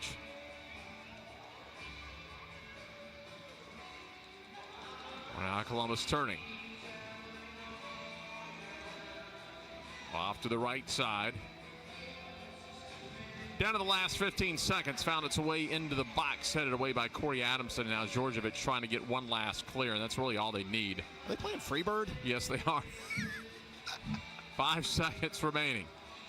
Can they get one more opportunity? Yes, and Klink makes one more save. Chavez at the buzzer. And so Klink gets the start today and allows just one goal. Pretty impressive performance by Klink and the Memphis defense. The Tigers, or the offense for the Americans, they push forth 4 goals. Here's the double save. There's one. Adamson's like, great job, man. Get back up. Almost shoves him over again. And then another foot save for good measure at the end. And Matthew Klink, very comfortable in goal. Several terrific saves. Should be a contender for the #1 star of the match today. He was fantastic in the absence of Peter Sliwa. And Memphis with the deserved win. But again, Columbus, don't let the record fool you. They came out loaded for bear. Memphis was able to get away with some of the early pressure and make them pay, but they still got a few weeks to work things out until the playoffs, and they could be a contender come early April. Well, that does it for the men's match. 4-1 Memphis. We're going to take a break. The Americans women and Columbus women coming away in just over 20 minutes.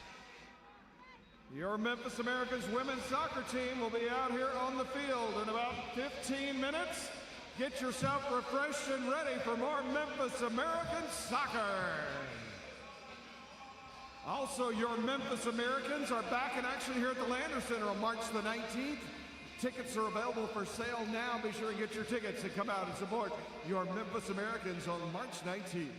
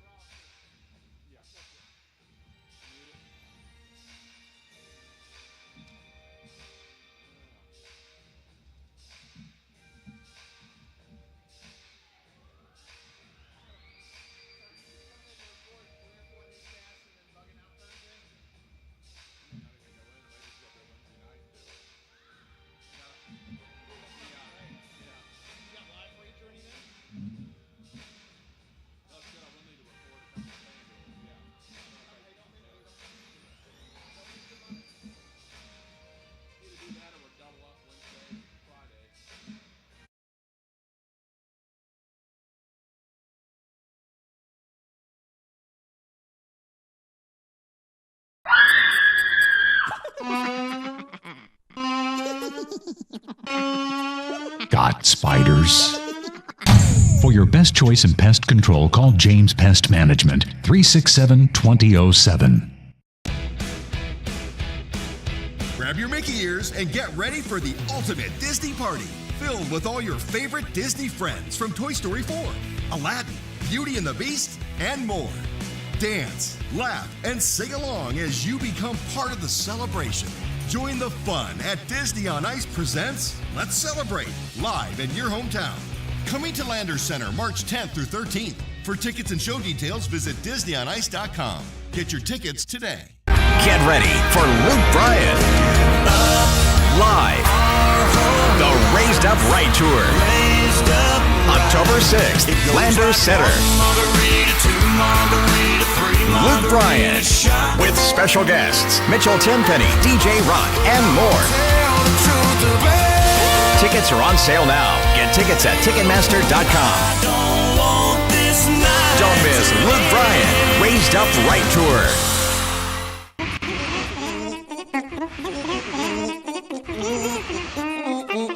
Got ants?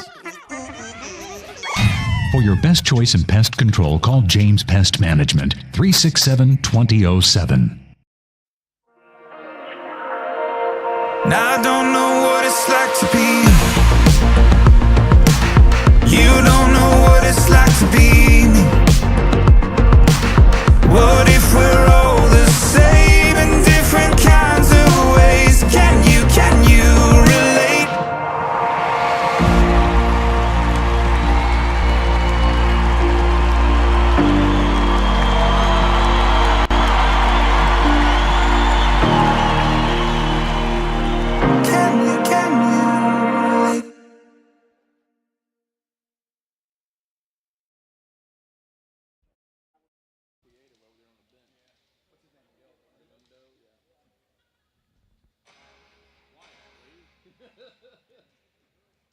Good afternoon, ladies and gentlemen. Your Memphis Americans women's soccer team takes on the Columbus Rapids.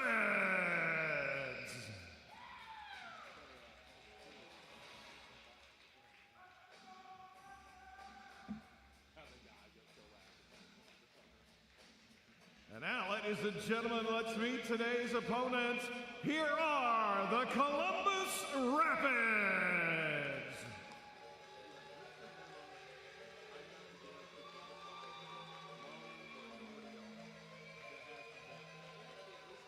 Head coach of the Rapids, Miguel Galenda.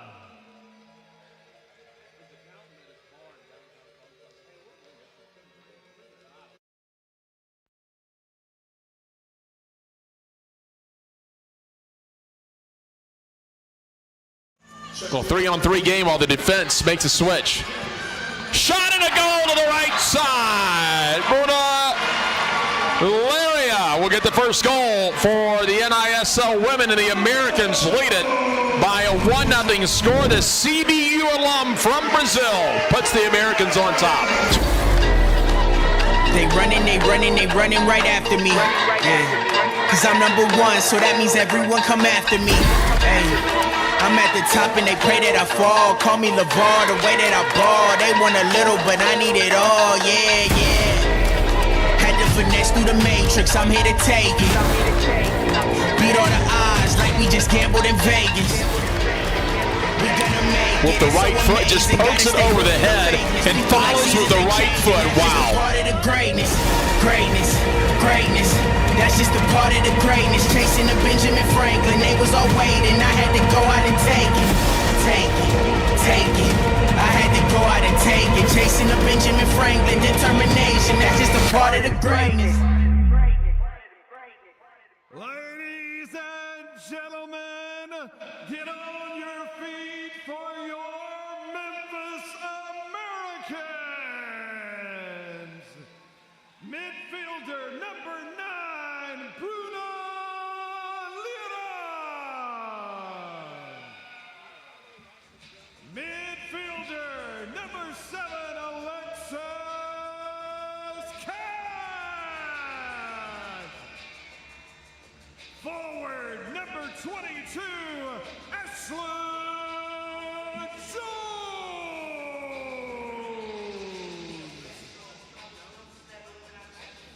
Forward, number 24, Bailey Tadlock.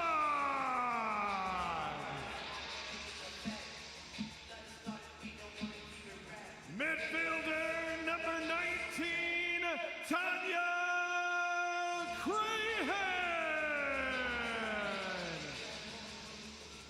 Forward, number 3, Kim Urquia.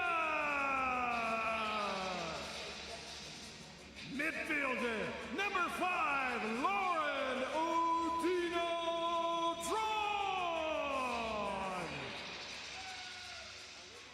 Forward, number 8, Kristen Sparks.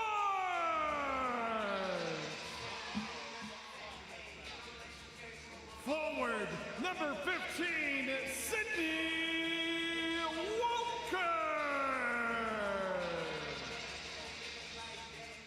Midfielder, number 10, Kelsey Keown. Midfielder, number 4, Jennifer Osmond. Midfielder, number 17, Molly Ambrose. Defender, number 23, Megan Angelino. And goalkeeper, number 1, Angel Haley. Ladies and gentlemen, your head coach, Corey Adamson. Ladies and gentlemen, these are your Memphis Americans.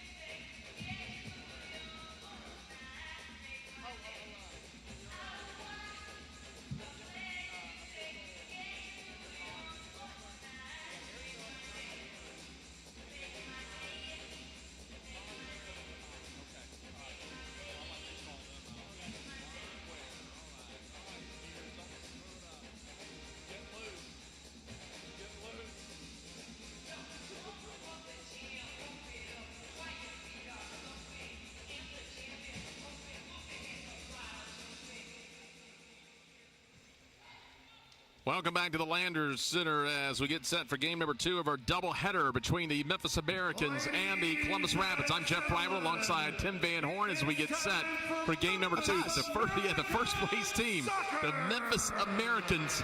And right now, it's going to be a big challenge for Columbus because they are severely shorthanded today, Tim. 9 total players. They've got 6 on the pitch. They have just 3 subs, which means it's going to be quick shifts. It's going to be numerous shifts for Columbus today.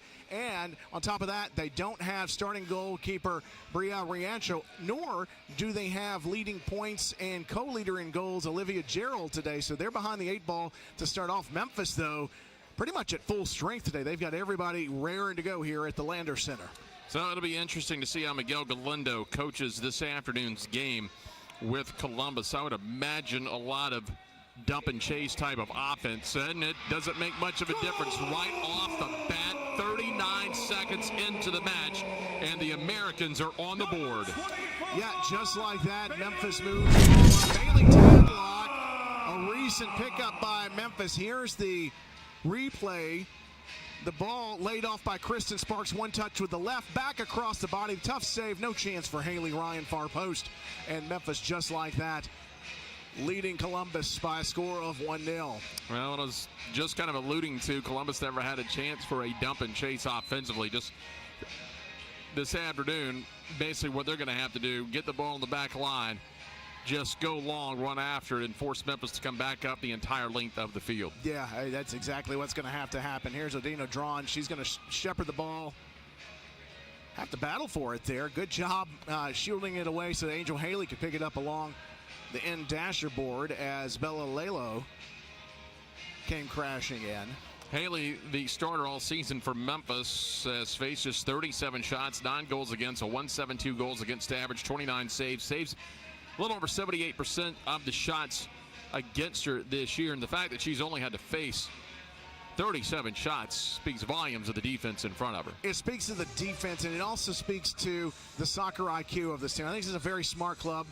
Shot out to the right side, easy pick up that time by Ryan. Corey Adamson is an indoor coach and player through and through, and I think these players have taken his training to heart, and they were very quick to adapt to the indoor game and have been really wire to wire the best women's team in the division. Drawn, getting the ball away from Megan Byers, who has 3 goals on the season. Now Memphis, so they look ahead, and they do, and they've got some room to maneuver. Off the boards to the right side. Crahan sends it in, and a quick pickup by Ryan and throws it long. Goes to midfield and will pick up Byers near the far boards. It's got a push off there, Megan Byers. First foul of the match. Grabbing a handful of the jersey of Angelino. Got along the right side now. Memphis will work it up. Another shot that time from Arkia, and that one is set long. That will get up into the stands, and it's out of bounds. Yeah, I think Bruna and Tadlock got in each other's way there. Didn't get a clean play off the rebound, but that was a good inbound ball by Kim Arkia. And now Memphis with the restart opportunity. Kelsey Keown will take this top of the arc. She's very dangerous there. She can launch this herself, but they'll set this up very similarly to the way the men do, 2 on each side. Indirect, and just above the crossbar. Settled down and headed out of bounds off to the right side. New addition since at least since I last saw him. That's going to be Sydney Walker on the pitch right now for Memphis. Has already added a couple of goals and a couple assists for the Americans. She'll be in that high right post here on this free kick for Memphis. Direct kickoff to the right, and they follow just off the upper 90. Nice save up there by Ryan. Ball is cleared, and Walker nearly had her 3rd goal of the season. Yeah, it's a good reaction save by Haley Ryan to push that one up and away. Columbus not able to clear, though, and now Memphis will get another chance here and reset. Memphis sets up along the back line, still in the offensive half, where we, to be frank, expect most of this match to be played, with Columbus being so short-handed, and a quick second goal. And that is punched in, it looked like by Osmond, and a couple of long-range goals to start out the match for Memphis. Yeah, in fact, that one was from, was that outside the yellow line? It looks like Jennifer Osmond got away with maybe a high kick there. Referees play on, but no, that one's just outside the top of the arc and just punches that one near post, blazing past Haley Ryan, and Memphis quickly doubling their lead here at the Lander Center. Well, 2 goals. Similar to the men's match, but Columbus then held Memphis in check, giving up just 1 more goal before the half in the men's match. Not sure if that's how it's going to play out here with the Rapids being shorthanded. Left side, quick shot that time by Desatel, and it will be cleared. Quick header now. Memphis has numbers, and that play just a little bit too aggressive off the foot by Crahan. Never could get control of it. Good news, though, for Memphis is that's cleared all the way back out, and they'll get a reset here. They'll go 2-2-1, spreading Crahan and Tadlock out wide on the wings, and then Sparks is playing up high inside the box, as she normally does. Plays as a good target. They'll rotate it. Crahan right through the box, looking maybe for Sparks on that low key. Not there, and Memphis able to maintain possession. They'll work it back to Ambrose now along the left side defensively. Quick punch over to Alexis Cat, who has 3 goals herself this year. Goes toward the box looking for Sparks, broken up by the Rapids. Right now, you can really tell the Rapids being a little bit tentative for good reason. They've got to pace out 60 minutes of soccer this afternoon with just 3 subs on the bench. Yeah, and with no Olivia Gerald in the building for them, their leading scorer. Sparks, and a nice kick save that time by Haley Ryan, who comes out of the box to cut down the angle. Yeah, and that's a good first-timer by Sparks. Keeper Ryan, though, up for it. Shot punched away, top of the box, cleared by the Rapids. Back out to midfield, kept in by Odino Drawn. Memphis will get a line change. And this is a luxury with a short bench that Columbus has. Memphis can simply play the logistics game and absolutely wear Columbus down by the end of the first half by just maintaining possession and keeping them on the pitch and not allowing what few subs they can take to occur. Up high now, here comes Lara. Goes wide to the left. Memphis does have Odino Drawn in the box, could not find her that time, so they'll just work it back outside again. Angelino. And that's a through ball. They were looking for Kelsey Keown. Right side Cat again. Arkia. Trying to pick it up, and that one is batted away, and it's going to be taken by Haley Ryan. Good work along the glass by the Columbus keeper. That one was a free-for-all. Dino Drawn comes crashing in. Good set of hands by Haley Ryan, keeping this one to 2-0.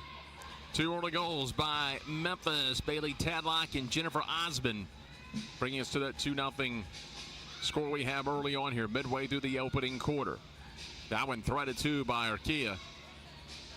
Arkia again shot. Punch back out along the yellow line.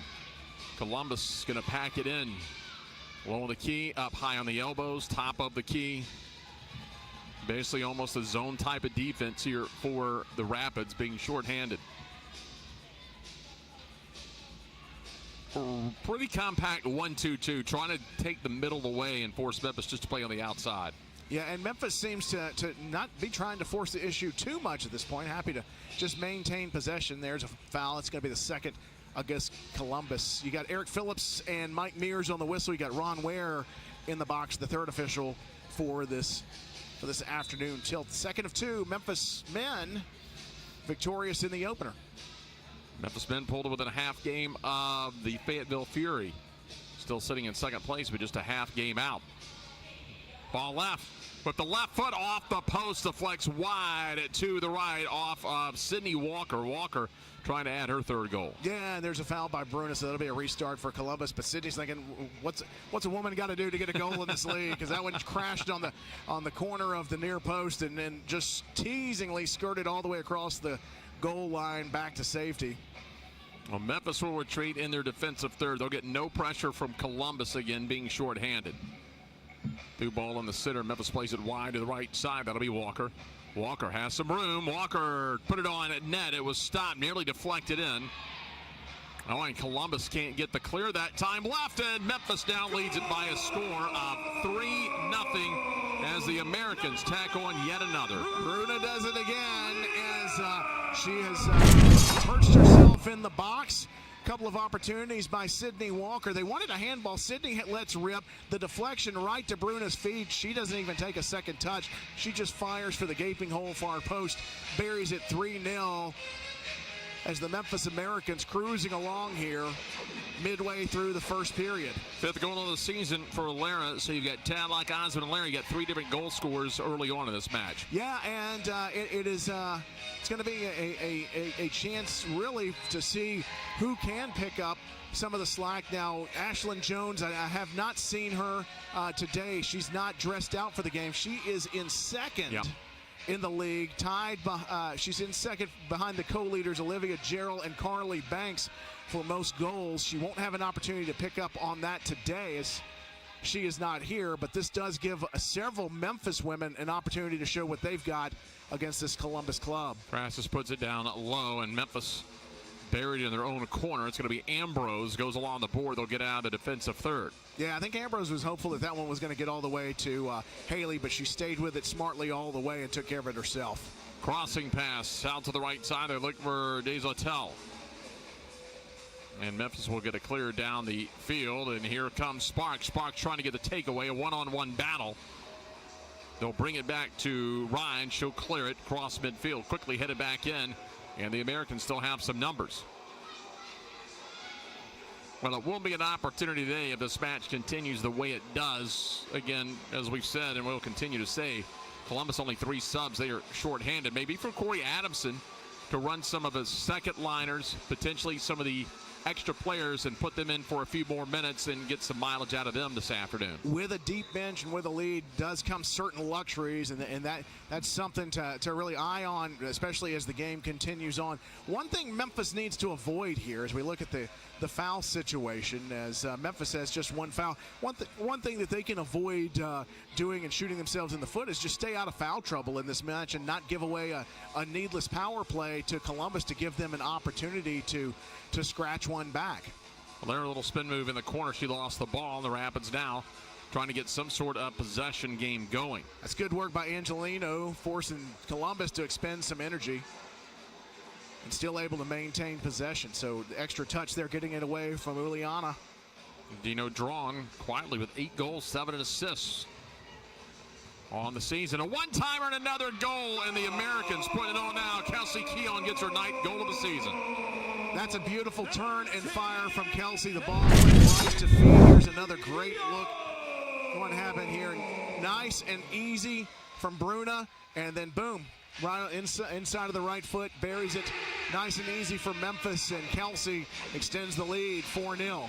And kept her shirt on this time. That's right. She was fired up at the last game, and with good reason. That was a highly competitive match, and she has long been a fan favorite. Very intense player. You got to love her attitude, a can-do spirit, and she puts her money where her mouth is, and she has been producing massive results for this Memphis Americans team. Great job again by Kelsey. So Memphis will begin to march up along the right side. It'll be Adino Drawn. That one is deflected off and punched back up high. They'll go to Arkia. Slings it over to the right side to Tadlock. Tadlock back up, defensive center. Goes through the middle. Adino Drawn couldn't get a shot off. Now along the right side.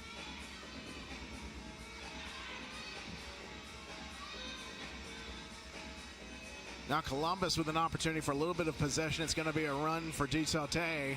Looks like Tadlock's going to get there first. Now the deflected ball, Angel Haley called into action.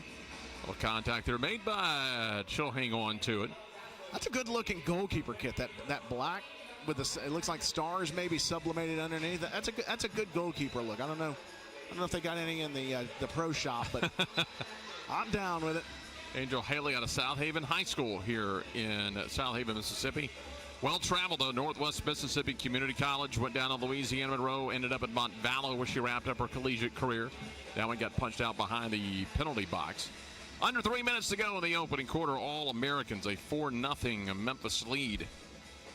Yeah, a couple of opportunities down deep for Columbus, but really more than anything else ending up with just the ball pinging around the box for Angel Haley to scoop up. Chance for Lara. Lara swings wide, puts it on net. Not necessarily the shot she wanted. I think she was just trying to dump it in there and maybe get a one-timer.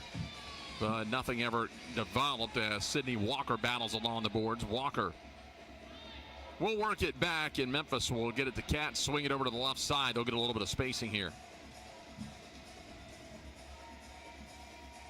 And Columbus drops back at that 2-2-1. Similar to a zone, trying to pack things in, keep Memphis spread out on the outside. And to their credit, they have forced Memphis. 3 of their goals have come from outside the box. Yeah, they have. They've been compact, and by almost by necessity, Jeff. Just with only 3 players on the bench, there's not a lot of options to the coach. Is trying to make as much as he can out of the few resources that he's got. Over to the left side, under 2 minutes to go. Ambrose fakes the push up, and now Memphis. Let's face it, Corey Adamson is not going to try to run up a score. He knows with a 4-goal lead. He knows the situation. Chance for him not only to work up some minutes for some players, maybe new to the team or needing some minutes, but just a chance today to work on some live ball movement. Right, because he does have a couple of players that weren't here on the opening weekends of the season. So, again, a chance to continue to work on some things, maybe try some different opportunities, try some different passing lanes, and also just work on possession. Out to the left corner, it's Alara. Alara gets doubled up. She'll leave it up high again, finding Walker just outside the yellow line. She'll rotate out, and they'll swing the ball over. So Memphis working on some rotational plays out there. It's good work by Megan Byers bumping Keown off the ball, but giving right back after Chenda Banks. Last minute now, Memphis may try to make a push, try to punch in a 5th goal here before the end of the first quarter. Left side, Byers coming up. Columbus trying to swing wide. If Byers can find, dumps into the corner looking for Conway, and that shot left a little bit behind her. Conway may have had the first really good opportunity for Columbus. 21 seconds, pass misdirected. Long shot will go high and out of bounds to the right of Angel Haley. Yeah, I think that's going to do it for the first quarter here as that one sails out by Megan Byers. Just a handful of seconds left, so Memphis will head in to the first break here with a 1-0 lead. No need to push this at all. 4 different goal scorers for Memphis. Tadlock, Osmond, Lara, and Keown, and it's all Americans through 1 quarter as they lead Columbus 4-0. This is the NISL.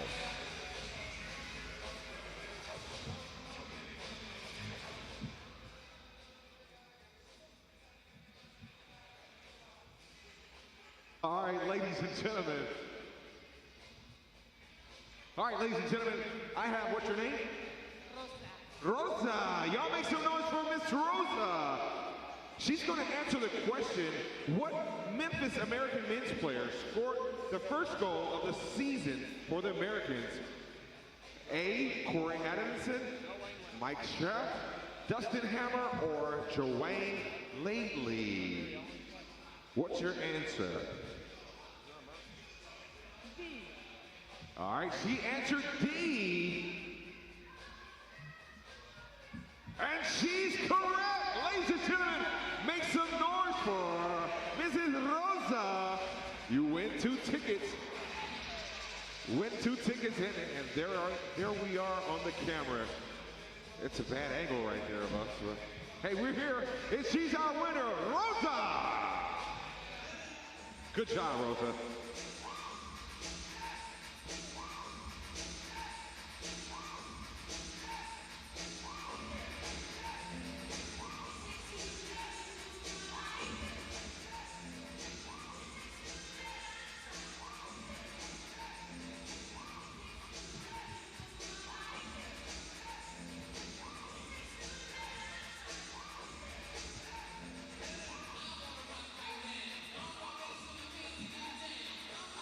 Fans, we want to say thank you to Chick-fil-A of Southaven for being official partners of your Memphis Americans. Thank you to Chick-fil-A of Southaven.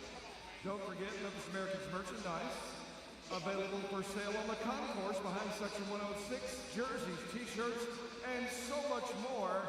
Be sure and get your American swag today up on the concourse level outside of Section 106.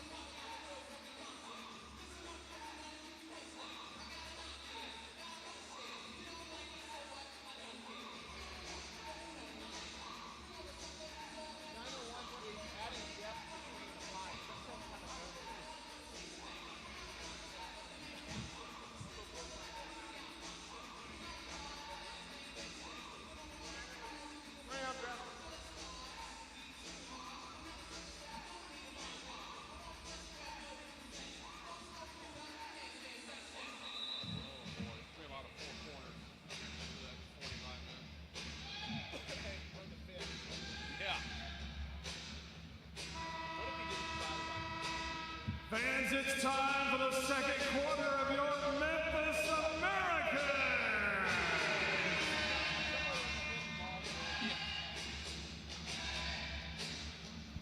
Well, the Americans with a 4-goal lead, 4 different goal scorers against a shorthanded Columbus Rapid team with only 3 subs to work with today. And Memphis able to exploit that, and then let's face it, they kind of pulled back the reins a little bit. Again, you love to score goals, but no one's trying to run it up on anybody at this point. You have Memphis already in the league with a 20 plus 29 point differential, goal differential, so they're sitting good in that category already. Sparks moves it back up. Yeah, she could have turned and tried a shot there, but just very well disciplined, found the open person, spread the defense back out. Smart play by Sparks. Right side, they got Adino drawn, bunched up in there with Sparks waiting on the backside. Nothing really develops. Now Columbus just trying to get a clear here. Keep possession and work it back. Moving along the left side. Little through pass that time. They find Desotte. Hefty little move there by Columbus. I would vote for her name to be most likely to be associated with a hockey player. Right, That is that is just the prettiest Desotte. Little kind of almost a French Canadian homage. I'm not sure if she is, but maybe.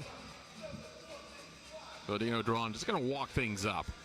Memphis taking the time, going to get a line change. And here's the advantage, too. You get the line change, you're not really going to have to worry about getting pressured on your line change. And not only that, you're walking toward your bench, and Columbus is stuck down on the opposite end of the field. So really a double whammy here. Smart tactics by Memphis. Pass a little bit too far ahead of Keon. Now they're going to get all tied up. Not getting the spacing they wanted. Angelino got tied up near the boards. Back to Angel Haley. We'll just work it off to her right. Over to Keon. Keon will work it back. Nearly 2 minutes into the second quarter. Old Memphis again a 4-0 lead over Columbus. Trying to get the turn. Little give and go. The shot and a great save going to the left is Haley Ryan. It's good anticipation going to her left. That was hit hard to the far post by Osmond. Good read by the keeper. High again. This time it's just going to be a clear full length of the field. Haley will come out and cut down the distance.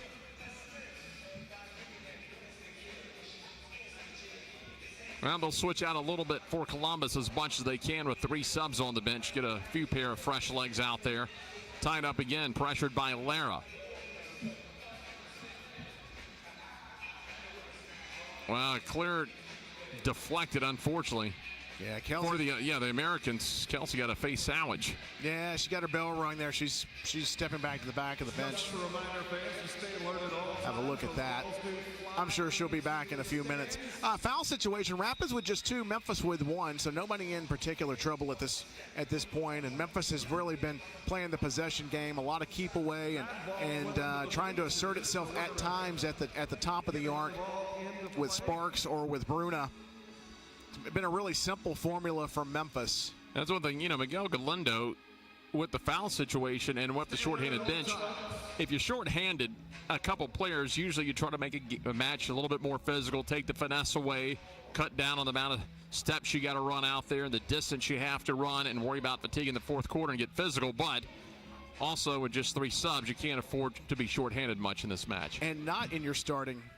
Off the back hill by Sparks, and she left it for Osmond, who punches it in to make it 5-0. She's on a brace. That's her second one of the match. A good layoff by Kristen Sparks.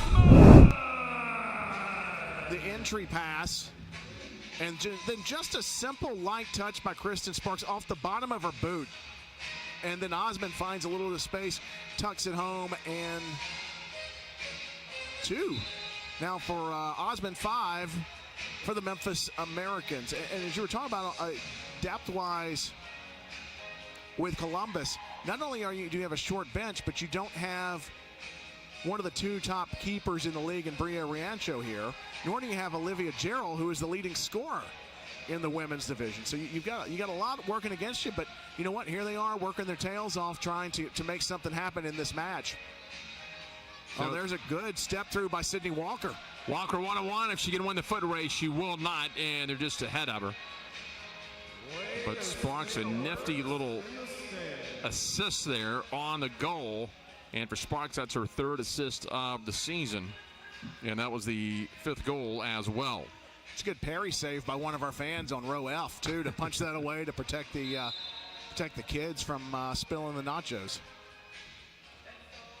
Through the goal line, and Memphis can't get the punch in that time by Odino. Drawn was waiting on the right post and just could not get the deflection. Out along the left side is Osmond. Osmond up high again. Keon. So Osmond already with 2 goals. They're looking for a hat trick. She's got over 40 minutes to get it. Just to the top of the line, Adina Drawn punches it over her head. High hop, picked up, little contact made. Haley Ryan will get the loose ball. 3rd foul on Memphis. Don't know if this will just be a drop restart. Eric Phillips is going to check and just make sure that Banks is okay.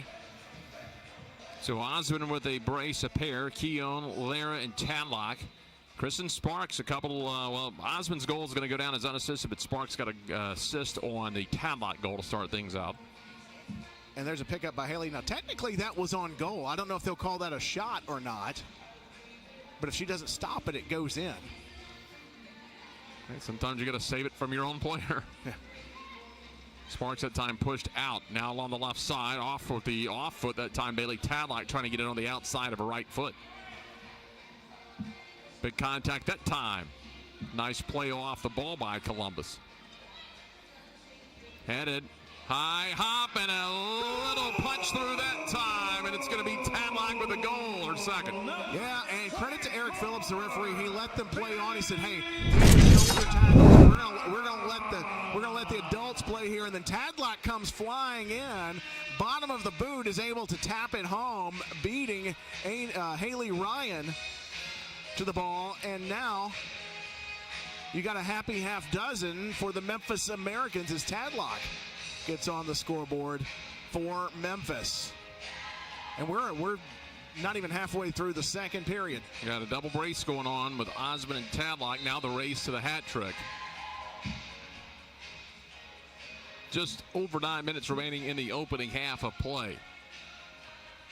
We talked about in the men's game, officials in the early season when they met with the league basically told it's a new league. We've tweaked a few minor tweaks in the indoor rules, but we want you to do is maybe not be over aggressive on ticky-tack type stuff.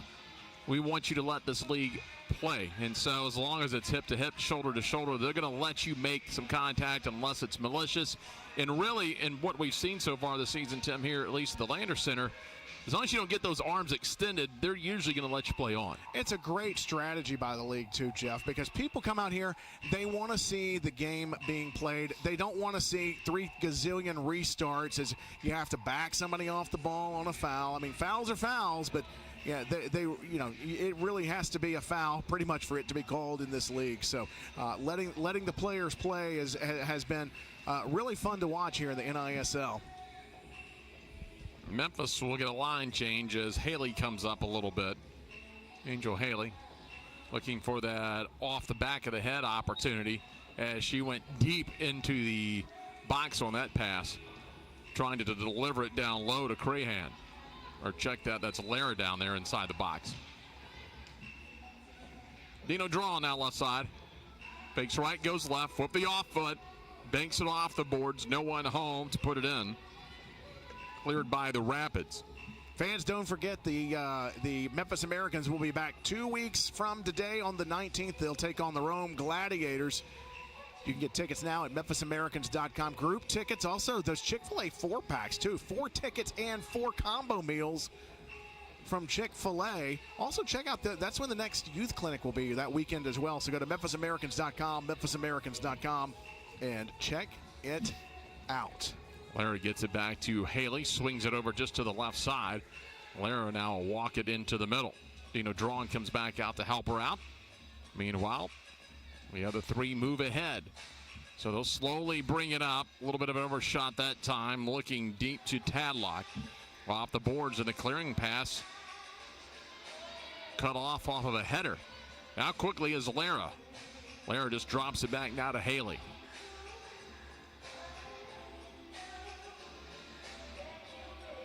Going to hang out here. Lara with 4 goals and assists coming into the match already tonight with her 5th goal of the season.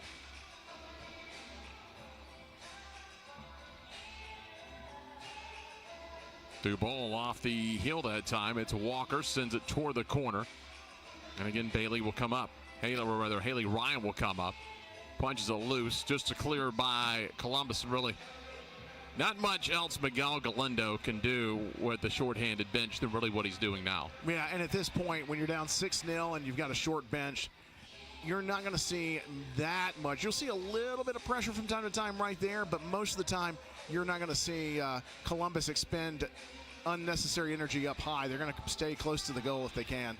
Osmond, nice ball movement. Got it out to the left side. Walker tried to punch it into Sparks, broke it up. And again, Columbus doing what the only strategy you can go with defensively, just try to pack it in off the keys, off the elbows, top of the key, just pack it in. Very similar to a little 1-2-2 zone defense you'd see in basketball. Yeah, exactly, Jeff. At this point, and then you just have to pick your spots and see if you can scratch a goal out or two before halftime. Sparks on the near board. She'll go down, gives it up. One of the whistle, but if you're the team leading 6-0, you're not going to get a whistle in your favor. Out left side now is Keon. She'll get it back. She's got some room to maneuver if she can outrace her defender, and she's cut off. Nice job that time. Coming away was Desautel. Got back and cut her off. Under 5 minutes to go here in the half. And Keon could have pushed the issue. She could have taken on another Rapids player, but decided, hey, here's our game plan. We're going to be very methodical. We're going to work on possession. And she's sticking to Corey Adamson's plan. Right side as they get Conway back into the match for Columbus. And they're only able to sub in 3 at a time, so just kind of working on a bit of a rotation over there. Right side, Osmond. Osmond getting pushed up now by Conway. I'll work it back over to Angel Haley. Looking to that right corner. Picked up now. They got Sparks waiting on the line. High off the glass, punch, and then Haley Ryan able to control it on the way down. Off right side now, Conway. Moves it along and goes up.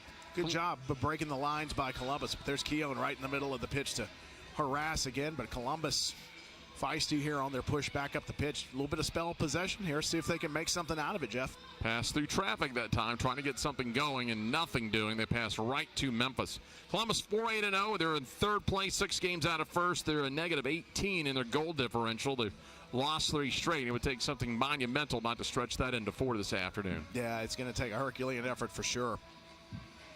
Under 3.5 remaining here in the opening half of play. Meanwhile, Memphis 10-2-0 in first place. Got a game lead over Rome, and they are now 35 goals on the plus side on the differential.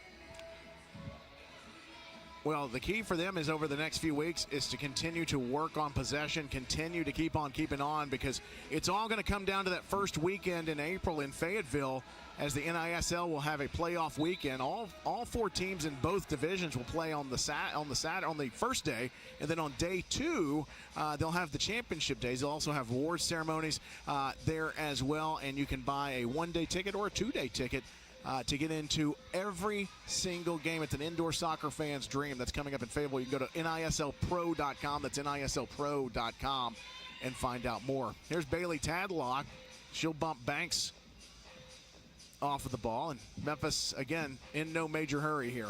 And if you look at the standings by win percentage, right now Memphis actually tied with Rome as they are 5-1-0. But Rome's going to play, since they are playing without a home arena this year, just 16 matches, so they'll be odd number. Obviously going to go on just total win percentage, not total games played. But today, an opportunity to get a half game ahead of Rome overall. Yeah, so winning's important. I mean, you can look at games behind, but that win percentage is going to be the bigger deal.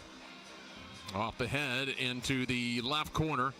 Trying to maneuver that time as Arkean goes high and out of bounds. Looks like that'll be our first corner of the match. Memphis Americans are proud to partner with Hill Brothers Cleaning Service. For all your professional cleaning needs, visit their website. Now they'll place it down at that red dot at the end of the stripe, and that's where the corner's going to come from. Partner of your Memphis Americans. You know, All-Americans 6-0. To be honest, if Memphis wanted to press the issue today, could be a lot larger differential at this point. Are they playing Hell's Bells? Is it 3rd down and long? Trying to go up high to Tadlock. And just enough interference not to give Tadlock that one-timer. Say what you will. The women that have suited up for Columbus today, they're not giving up on each other. I mean, it's 6-0. It's comprehensive for Memphis. but they're trying to keep their shape and they're trying to do all the right things. It's just Memphis has just been too much. Now, when you can match up a full line plus, there's a shot deflected. It goes a little bit wide to the right of the post of Haley Ryan, so doesn't get the misdirection into the net. Under a minute to go. Again, they'll go in. Ball is loose. Knocked away into the corner. Dino Drawn trying to punch it in. And here's what Columbus doesn't need, and good to see her jogging off the field. The last thing they need to see is someone and get down to 8 players. Yeah, absolutely. 4th foul on Memphis. But yeah, Columbus needs to keep everybody healthy here to get through the rest of this match. They'll go long down to the right side. I think Sparks has had a good match. I think she's been a good target person. She's distributed very well from her position high up the pitch. Keown now pushes it over to the right side of Walker. Now Walker, who was playing along the left side, switched over to the right side the last couple minutes. Here's the ball. Gets got up under that chip shot. That'll go high and out of bounds. That'll bring us to the end of the first half. You've got Bailey Tadlock and Jennifer Osmond. They both got braces, and add Lara and Keown with a goal each as well. It's all Memphis. 6-0 through one half of play. We're back for the second half. This is the NISL. At this time,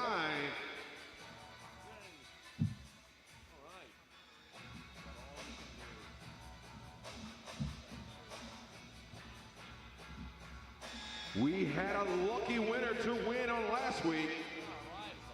The ball toss. Hey, there he is, ownership. I used to hate the chuck the puck. Oh, they're putting him on camera, look. Oh, Columbus fans, so sad. He was on camera. Hey, look, he's harassing Corey. Look. He's yapping at Corey on the way. Oh, Corey's gone with him. Max, you ready? Let me know. All right, you guys ready for your ball toss? Go! Throw your balls in. Let's go. Oh!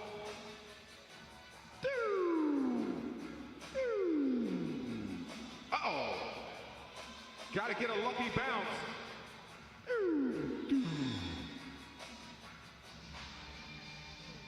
Looks good from here. Let's go. Let's go.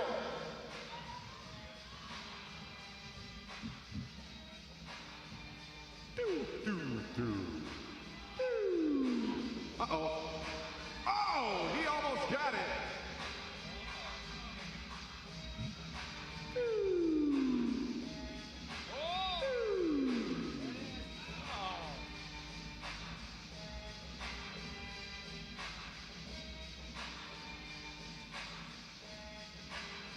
And a few more. Let's go, let's go.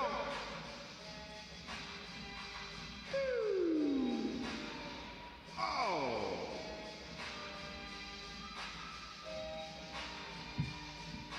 Any more balls? No more balls. Oh.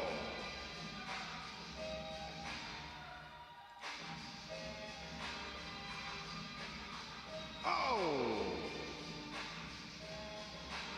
That was a bomber. All the balls tossed out. Do we have any winners, Max? No winners? Great job, guys.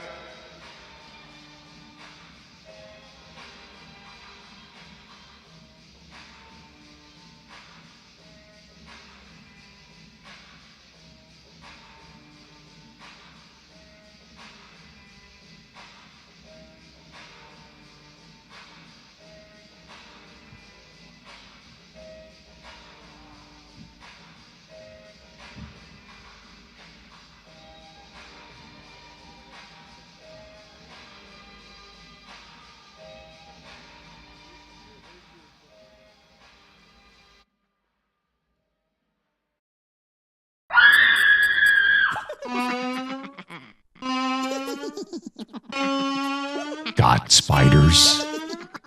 For your best choice in pest control, call James Pest Management, 367-2007.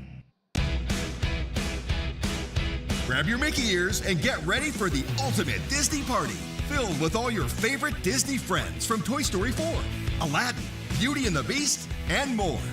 Dance, laugh, and sing along as you become part of the celebration. Join the fun at Disney on Ice presents Let's Celebrate, live in your hometown. Coming to Landers Center March 10th through 13th. For tickets and show details, visit DisneyOnIce.com. Get your tickets today. Get ready for Luke Bryan. Live. The Raised Up Right Tour. October 6th, Landers Center. Luke Bryan. With special guests, Mitchell Tenpenny, DJ Rock, and more.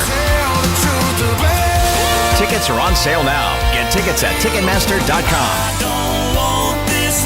Don't miss Luke Bryan, Raised Up Right Tour.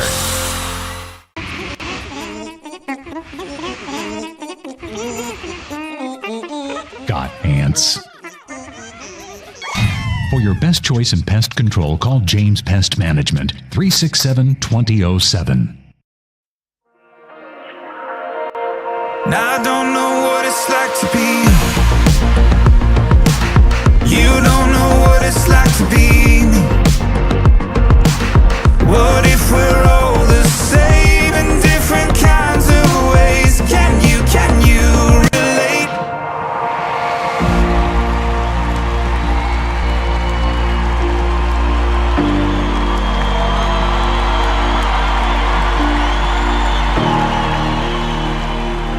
Can you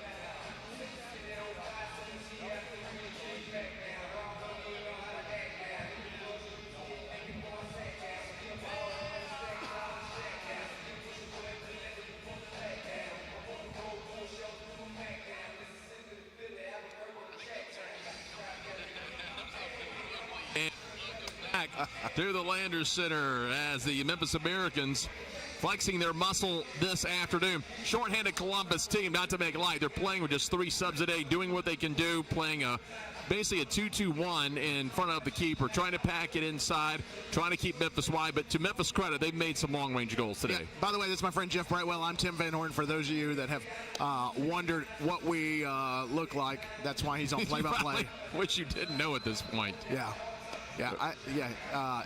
Yeah, I'm the one that kissed the spotter at the game on the opening video, which may preclude us. You know, we got the end of season awards coming up at playoff weekend. Right.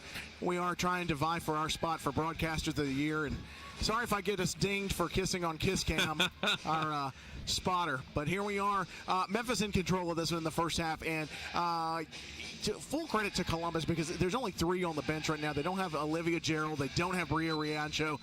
Yet here they are, and they are going full bore against Memphis with a short bench. Well, Columbus will start out with the ball here in the second half. And again, also they've got Haley Ryan in net instead of Bria Riancho, as you mentioned, missing their top 2 scorers in this afternoon's contest as well. So over to the left side, Memphis will work on offense for the first time early here in the third quarter. Alexis Catt punches up. And imagine you'll see a lot of the second liners, the extra players play here in the second half. Over to the right side now. They'll go to Angelino. Angelino slowly brings it up. Angelino does have Walker over to her right. In the first half, it was Tadlock with a pair. Osmond with a pair. They sandwiched Larry and Keon's goal. Am I reading that stat right? 14 shots for Memphis, none for Columbus. Right. Out to the right side. Back up high, and then they'll swing it to the right side again. So Memphis, obviously, Corey Adamson just going to have his ladies working a lot of ball movement, a lot of offensive sets here in the second half. Well, it's gonna come into play because there will come a time when you've got a 1-goal game or you've got a tie match, and this stuff is you got to have muscle memory. You got to be ready to go with this with whatever combination, because the Americans will have to go on the road for the playoffs. The 2-day event will be in Fayetteville. There's a shot high off the glass. Kept in by Memphis. A little poke again off the glass. A whiff on that shot off the right foot. And now Columbus will get it out of the defensive third. But that's, Fayetteville's going to have a distinct advantage in that playoff because they'll be at home. They'll have full exposure to the fans and the roster. They'll have the best chance to have a full roster that day. The other 3 clubs. Left loose, easy kick. Haley Ryan clears it again to midfield. And don't sleep on the Rome Gladiators either. I know they haven't played as many matches, but they play all of their matches on the road. Same winning percentage as Memphis. And, of course, Memphis right now, far and away with the matches played and their record. Keon now right in the mid as the midfielder. She'll walk off to the left side. Keon again near the boards. Keon comes up in the middle. Wound up as if she was going to take a shot. Instead, she'll just switch direction, brings it back. She'll get some spacing out here. 1-2-2 right now in front of Haley Ryan. Here comes the shot. Punch back over the line. Here's a header and a great save going to her left is Haley Ryan. Good posting up by Kristen Sparks, and then here comes Tanya Crahan in to crash on the rebound. Good work by Memphis in maintaining possession. Right now, Angel Haley just hanging out in her defensive third. She'll come out just a little bit to remain a little active. Keep that ball from making its way back. Here's a shot. Deflected high at the yellow line. Americans will keep possession. 3 minutes into the second half here to get a 6-0 Memphis lead. They go in as Sparks trying to back her way in. Off to the right elbow, turning. Off of the boards, left open of the box cleared as Columbus will send it long and out of bounds. Want to send a hello out to everybody watching on the YouTube channel. Also, Columbus voice, Richard Holdridge, checking in. A good friend of ours here and a very respected colleague. He says, oh, so that's what you guys look like. Well, the camera was on for about a good 30 seconds. That's what happens when you slip the camera guy $5. Imagine what we could get for $10. Dino drawn. Looking high and leaping up is going to be Haley Ryan. But Richard also serves in the National Guard. Oh, wow. On the off weekend. So massive respect picking up the game of indoor soccer. And then, of course, serving our country. We love you, Richard, and I know this is a difficult one to watch, down 6-0, but he knows that on those home matches, this is a tough women's team and the men's team, very tough, and hopefully come April, they're going to be in the mix in the playoffs. One thing Miguel Galindo will take out of this afternoon's match here is a shot from the right side right into Haley Ryan's bread box, so she'll smother it with Brianna Riancho out, who is tops in the league at 78.2% save percentage, 4.35 goals against average. One of the best keepers is that he's getting Haley Ryan some valuable minutes. She's done a nice job to keep this match at 6-0. Yeah, she's played the high balls very well. I think she's done a good job on some of the high shots to parry them up onto the bar or over to the glass to the side. She's done a decent job tonight. I mean, the 6 goals, I mean, no goalkeeper wants to see that hung on them on the scoreboard, but you know, she's done a lot of good work. And there's another good bit, a good read. Well, she came out in front, didn't want that deflection or that header to find its way in, so she maneuvered her way around Bruna Lara.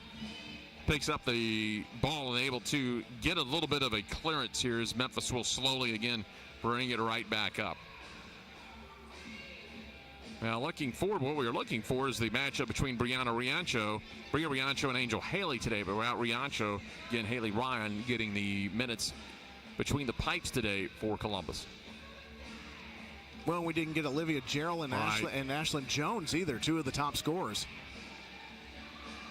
A little bicycle opportunity. Goes wide to the left. Now, saw it hanging out there in midair, and Lara thought, well, going to try this out. Well, looks like it may have gone off the side of the foot. She had the position and had the angle on it, but it kicks off the side of the foot. Kelsey Keown will line this up over the top of the arc. She's got Odino drawn near side, unmarked right now. If she could have gone quickly. She had to wait for the whistle, though. Walker to her right, goes to her left. One-timer, and Memphis makes it 7-0.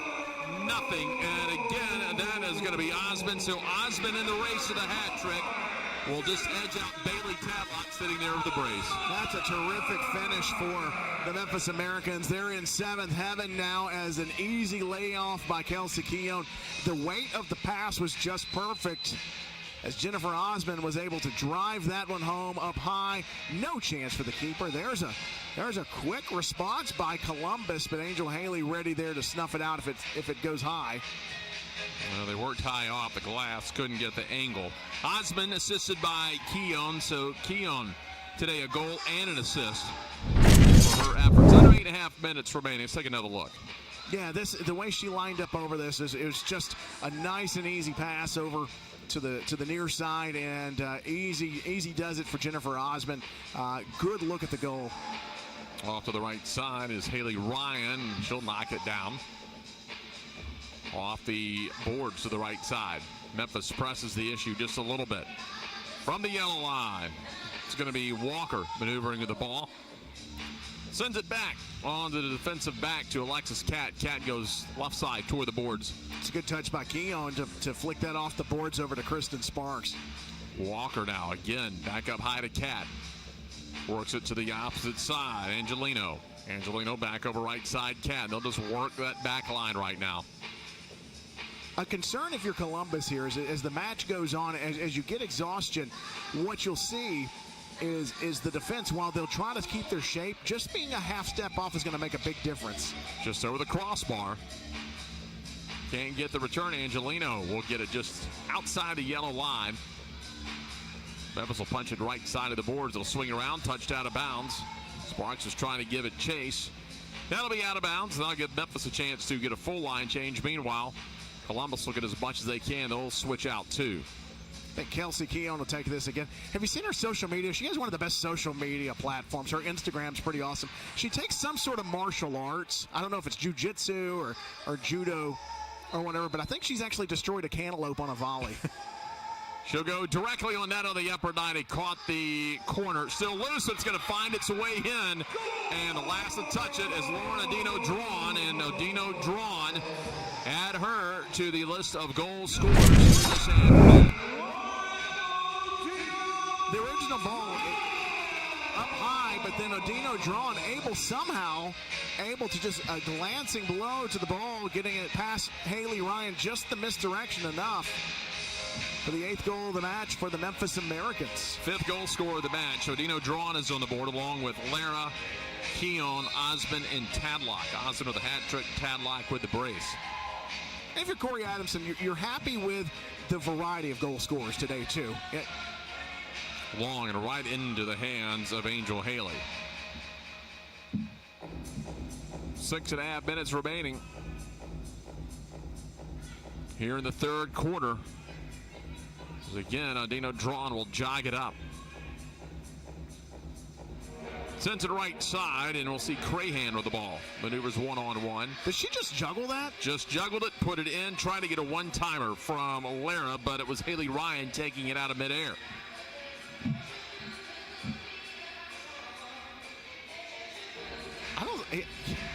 I mean, they just came out of nowhere on the sideline. Well, we saw Ashlyn Jones do it in the season opener against Columbus. Well, and she did it with the purpose of the inbounds pass. Oh, a quick one-time feed, trying to get the half bicycle to Ken, and it goes high. Yeah, she's wanting that bicycle something bad this afternoon. That's her second or third shot at that. So Memphis dominating right now at 8-0. Yeah. Yeah, referee Mike Mears will hand that off to Haley Ryan. She'll play that short, and Memphis, they're picking their spots to add pressure, and they did this time, forcing the ball into the neutral area, but that's knocked out of bounds by Molly Ambrose. Back to Columbus. Off the boards, Columbus trying to muscle their way in, just don't have the numbers.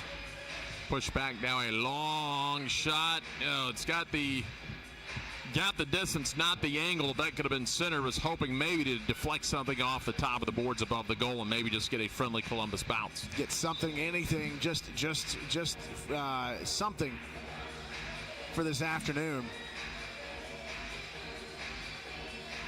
Right now, shots going 18-0 in favor of the Americans. That one is sit high and shallow out of bounds.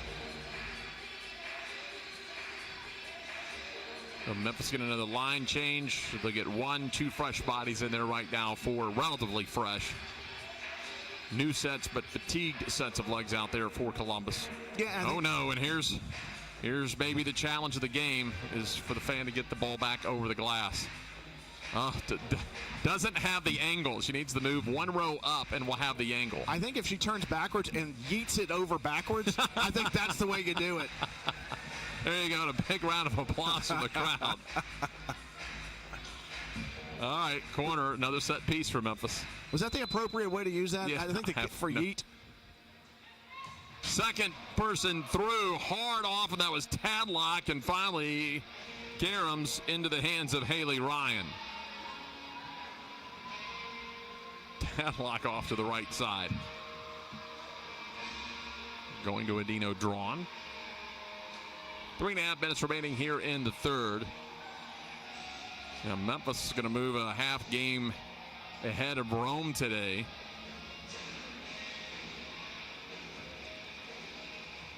Through to the line and sent back out.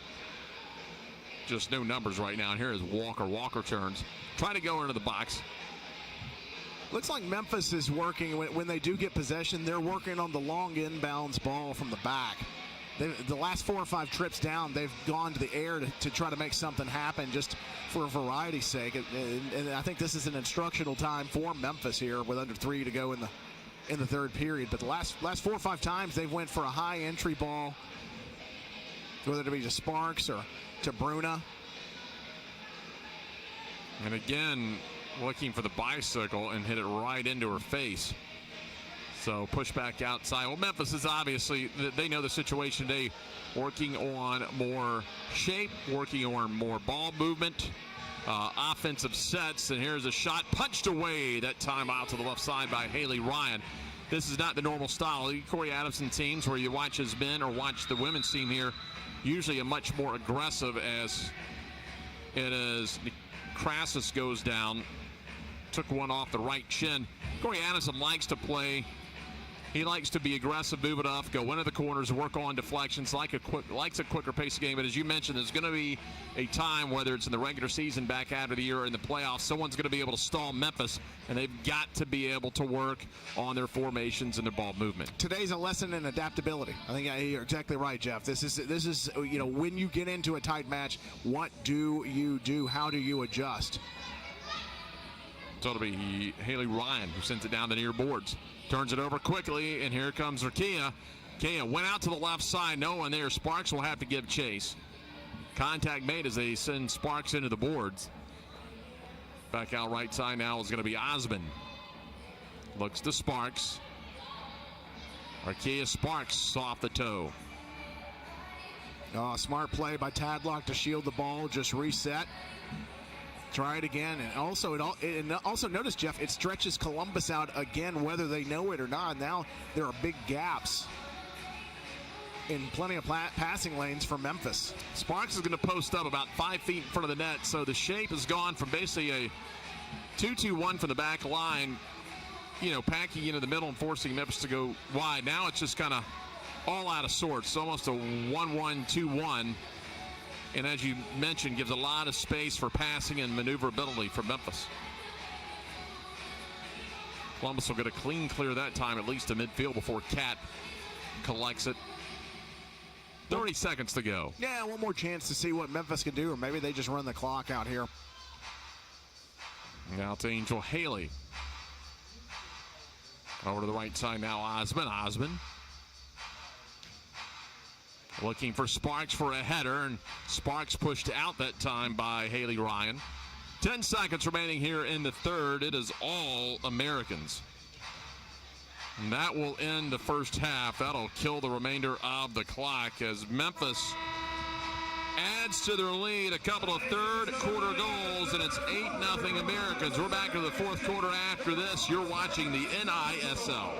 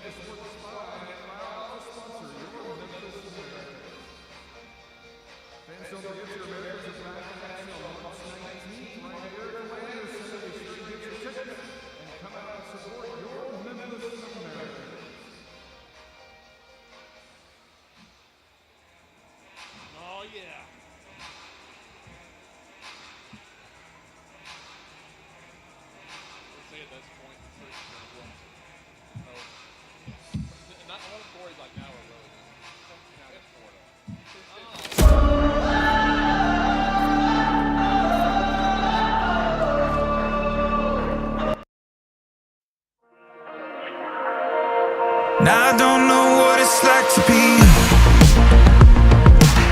You don't know what it's like to be me. What if we're all the same in different kinds of ways? Can you relate? Can you relate?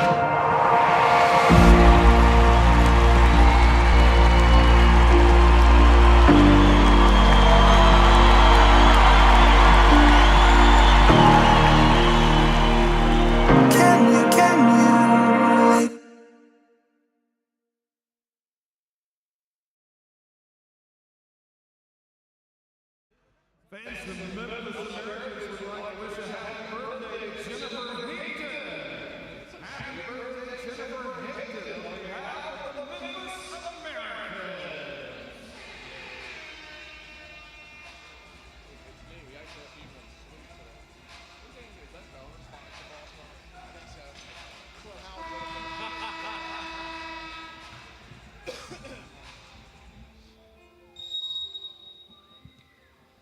Well, the Americans with an 8-0 advantage as we get set to start the fourth quarter here at the Landers Center, as the Americans have done what you would expect them to do against a shorthanded team today. And unfortunately for Columbus and Miguel Galindo, unable really to showcase what kind of team they have. Again, you had mentioned not just the starting keeper, Bria Riancho, out. Two of the more prolific goal scorers not playing in this match today. Yeah, you got Ashlyn Jones that's out for Memphis and Olivia Gerald out. Olivia is co-leader with Carly Banks of the Rome Gladiators. And, of course, Ashlyn just one goal behind. This would have been a great opportunity for her to maybe pick up a few goals today, but not meant to be. But what it does mean for Memphis, you've had several different goal scorers, a variety today, which I think Corey Adamson's going to absolutely love when they look at film coming up on Monday. Over left side now, it's going to be Ambrose back into the match for Memphis, up to Keon. Memphis just trying to kill this final 15 minutes. I would imagine any kind of actual goal-scoring opportunities you're going to take will come on a set piece, whether it's an out-of-bounds, top of the key, you grab a corner kick, something to that nature, unless you're just afforded an opportunity maybe to get a one-on-one type breakaway. Yeah, I think that's going to be fair to say at this point. Memphis going to work on the basics, move the ball around, get everybody a few minutes, keep everybody healthy.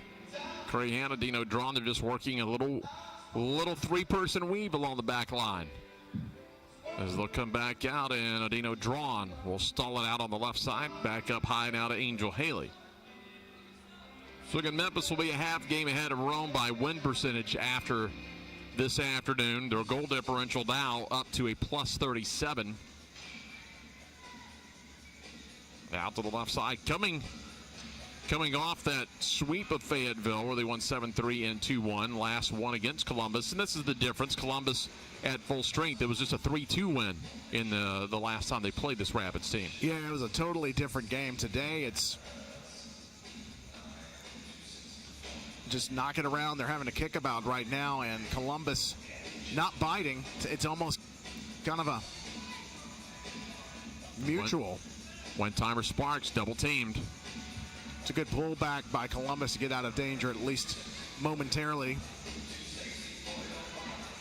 And Columbus able to put 5 back that time, high up the middle. That's why Spark got double teamed pretty quickly and then pulled a triple team in there.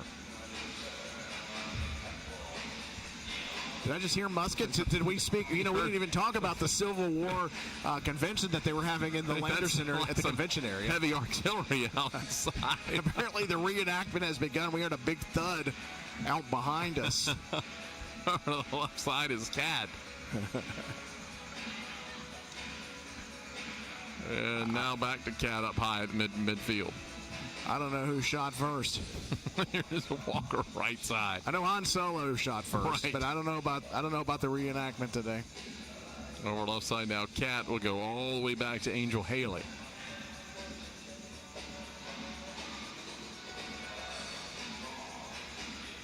Now Memphis quickly getting a bit of advantage, 3-on-2. They're not going to press the advantage, though, back out to Tadlock.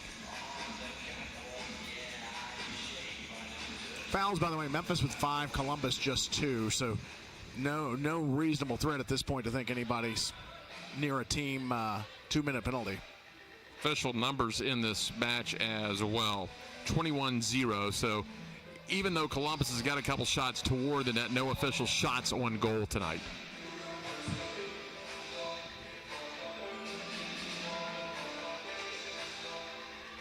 Now left wing, it'll be Osmond. Memphis with a line change.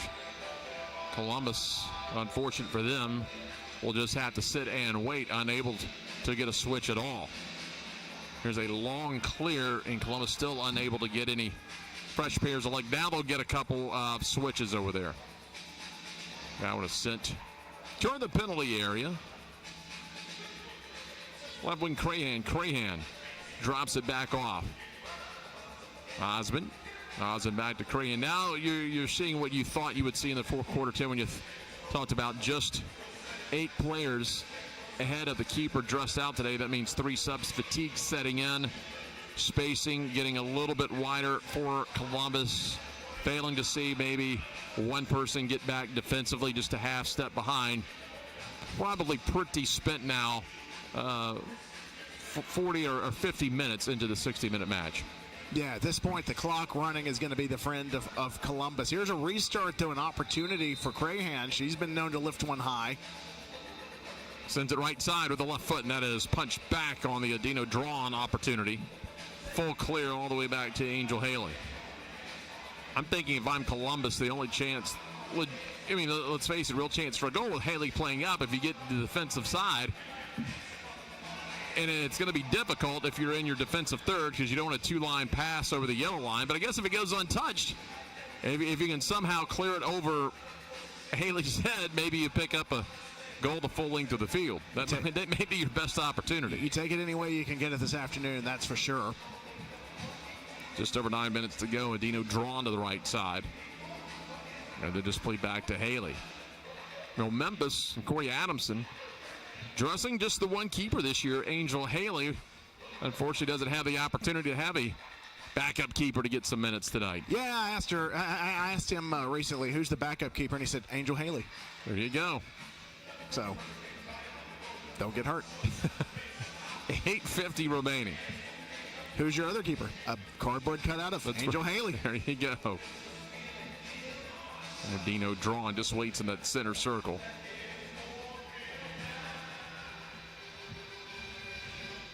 I'm looking at the roster. I wouldn't even know who to venture to guess if they needed an emergency keeper, who it would be. Now you just look down the roster and said who played keeper in high school, or maybe.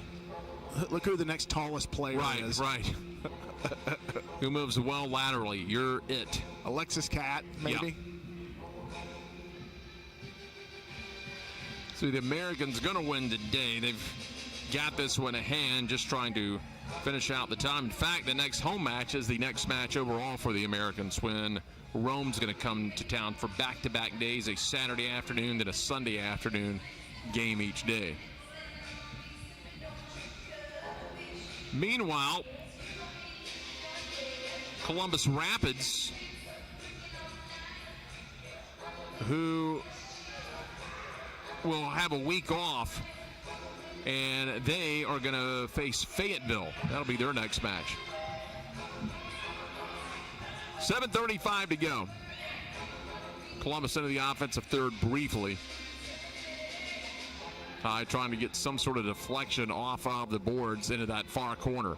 Tell you what, the women's team, I know that they've struggled in Fayetteville, and then you've got the men's side who've done great, but both coaches, Terranova for the men and Mayday for the women, it's much like Columbus. I mean, you come out if they've got the roster, if they've got the number of bodies to show up. I mean, even the women's team, even though they're struggling in the division, they can be very competitive. Set piece, they leave it for Nekras's right side. Her shot goes wide, gets the carom, but can't get it back to herself. Looked like she may have been trying to carom to get to the second opportunity. Yeah, it looked like they were trying to do something to give them a chance off the rebound.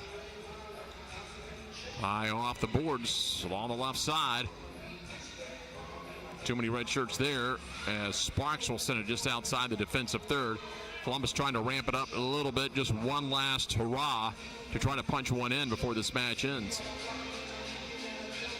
Under 6.5 to go before Memphis improves to 11-2 on the season. It's going to drop Columbus to 4-9.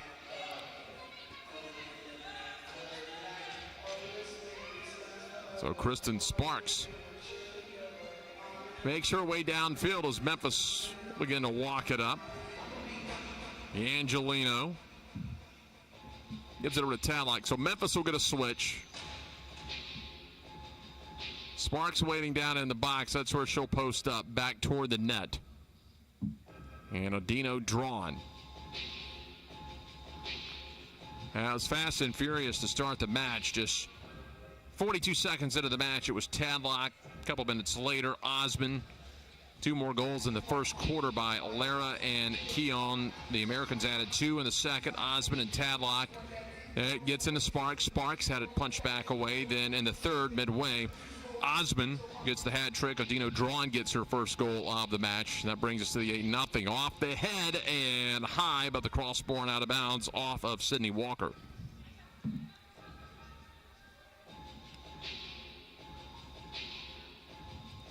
Just a shade over 5 minutes remaining. Corner kick coming up, and Adino Drawn's going to take it. Comes up Tadlock. Tadlock with the shot off the body of Megan Byers. Sends it back up to midfield. Osmond with the ball. Looks to Sparks, looking for that header off the back, and she's got a couple of those goals this year. She does, and one was a big match winner. Another chance there, but again, Haley Ryan for one-timer wide. For the goals that have been given up today, Haley Ryan's been strong against that play. Shot is high from Sydney Walker, trying just outside the key. Memphis gets Bruna Lara back in. Under 4.5 minutes remaining. Yeah, credit to Memphis, too. In situations like this, you know, where the shorthanded squad you're facing, and you get the early, very comfortable lead, things can tend to get sloppy. Players sometimes can tend to get selfish, push things up. They've done a nice job. Just work on ball movement and offensive sets today. Corey Adamson's got to be happy. Obviously, you're happy at 8-0. But there's your first maybe official shot on goal for Columbus today. But Corey Adamson will have to be happy that his players did play unselfish, stayed within the system today, and just didn't get out of sorts. I mean, it's easy to do that up 8-0. Well, Jeff, the toughest thing when you're up by so much is, there's so many unwritten rules in sports, and the decorum, the respect. How do you handle a situation when you're way up? And I think they've struck a good balance today. They've worked on different things. They've tried different things. The only thing they haven't done is they haven't pulled the trigger on a lot of shots here in the second half, but they also haven't been showboating. They haven't done anything that would show disrespect, I think, to the Columbus women who, the fact that they're here, they have 3 subs, they showed up, they're competing. That counts. That counts for a lot in life, not just out on the sports field. Over to the left side, and Lara will roll it back out. Just over 3 minutes to go. That was the first official shot. 22 one-shot advantage. Here's one outside, and a nice job. Lunging to her right is Haley Ryan. Tell you, she's worked her tail off this afternoon. I don't know if she's going to be the star of the match for Columbus, but she has. She's definitely earned her keep today, and nothing to be ashamed of today. I know that 8-0 scoreline, you can't shake that as a goalie. That's what you're judged on. But she's had some terrific plays today. She's mixed it up. She has been unafraid to get into the mixer, and on the 50-50 balls up high, she's gone down low and done a good job as well. Memphis was just too overpowering in the first 3 quarters. Just faced her 23rd shot of the match, as Memphis will bring it back to Arkia. Over to the right side. And that is going to be Crahan. Crahan trying to get the turn to the left. Push back out of the offensive zone with over 2 minutes remaining. Crahan just going to try to send it around the boards, and coming out of net to cut it off is Haley Ryan.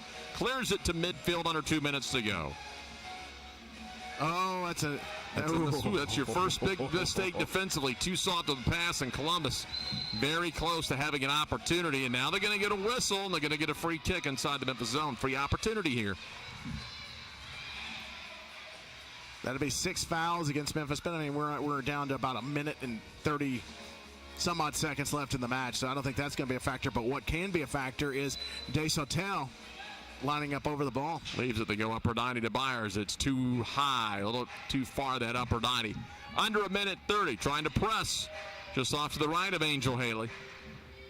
One clear and turning, and Memphis will have it off the foot of Walker, and they'll send it wide down to the left side. Arkia back over to the right wing. Minute 10 to go. Inside the box, Odino Draw now rides it into the corner. Up high, and a one-timer deflected by Byers. Nice job by Byers. Had Sparks right there. We're looking for that one-timer. So under 1 minute to go. And Memphis will have it near the yellow line.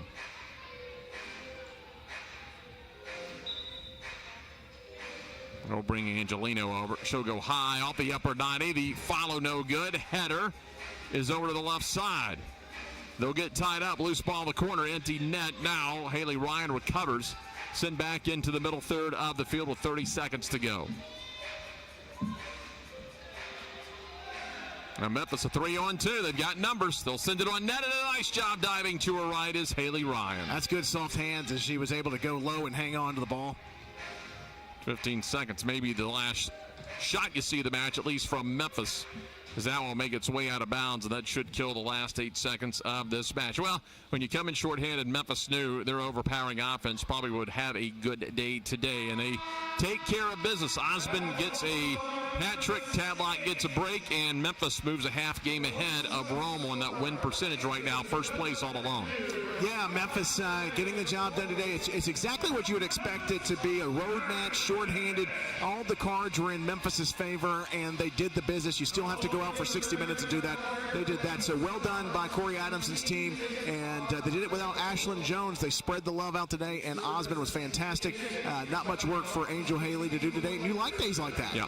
So Memphis wins at 4-1 in the men's match. They win at 8-0 in the women's match. So that'll wrap it up. For everyone involved here behind the scenes at the Landers Center, my broadcast partner Tim Van Horn, I'm Jeff Brightwell. Thanks for joining us, and good afternoon. Americans sweep the doubleheader.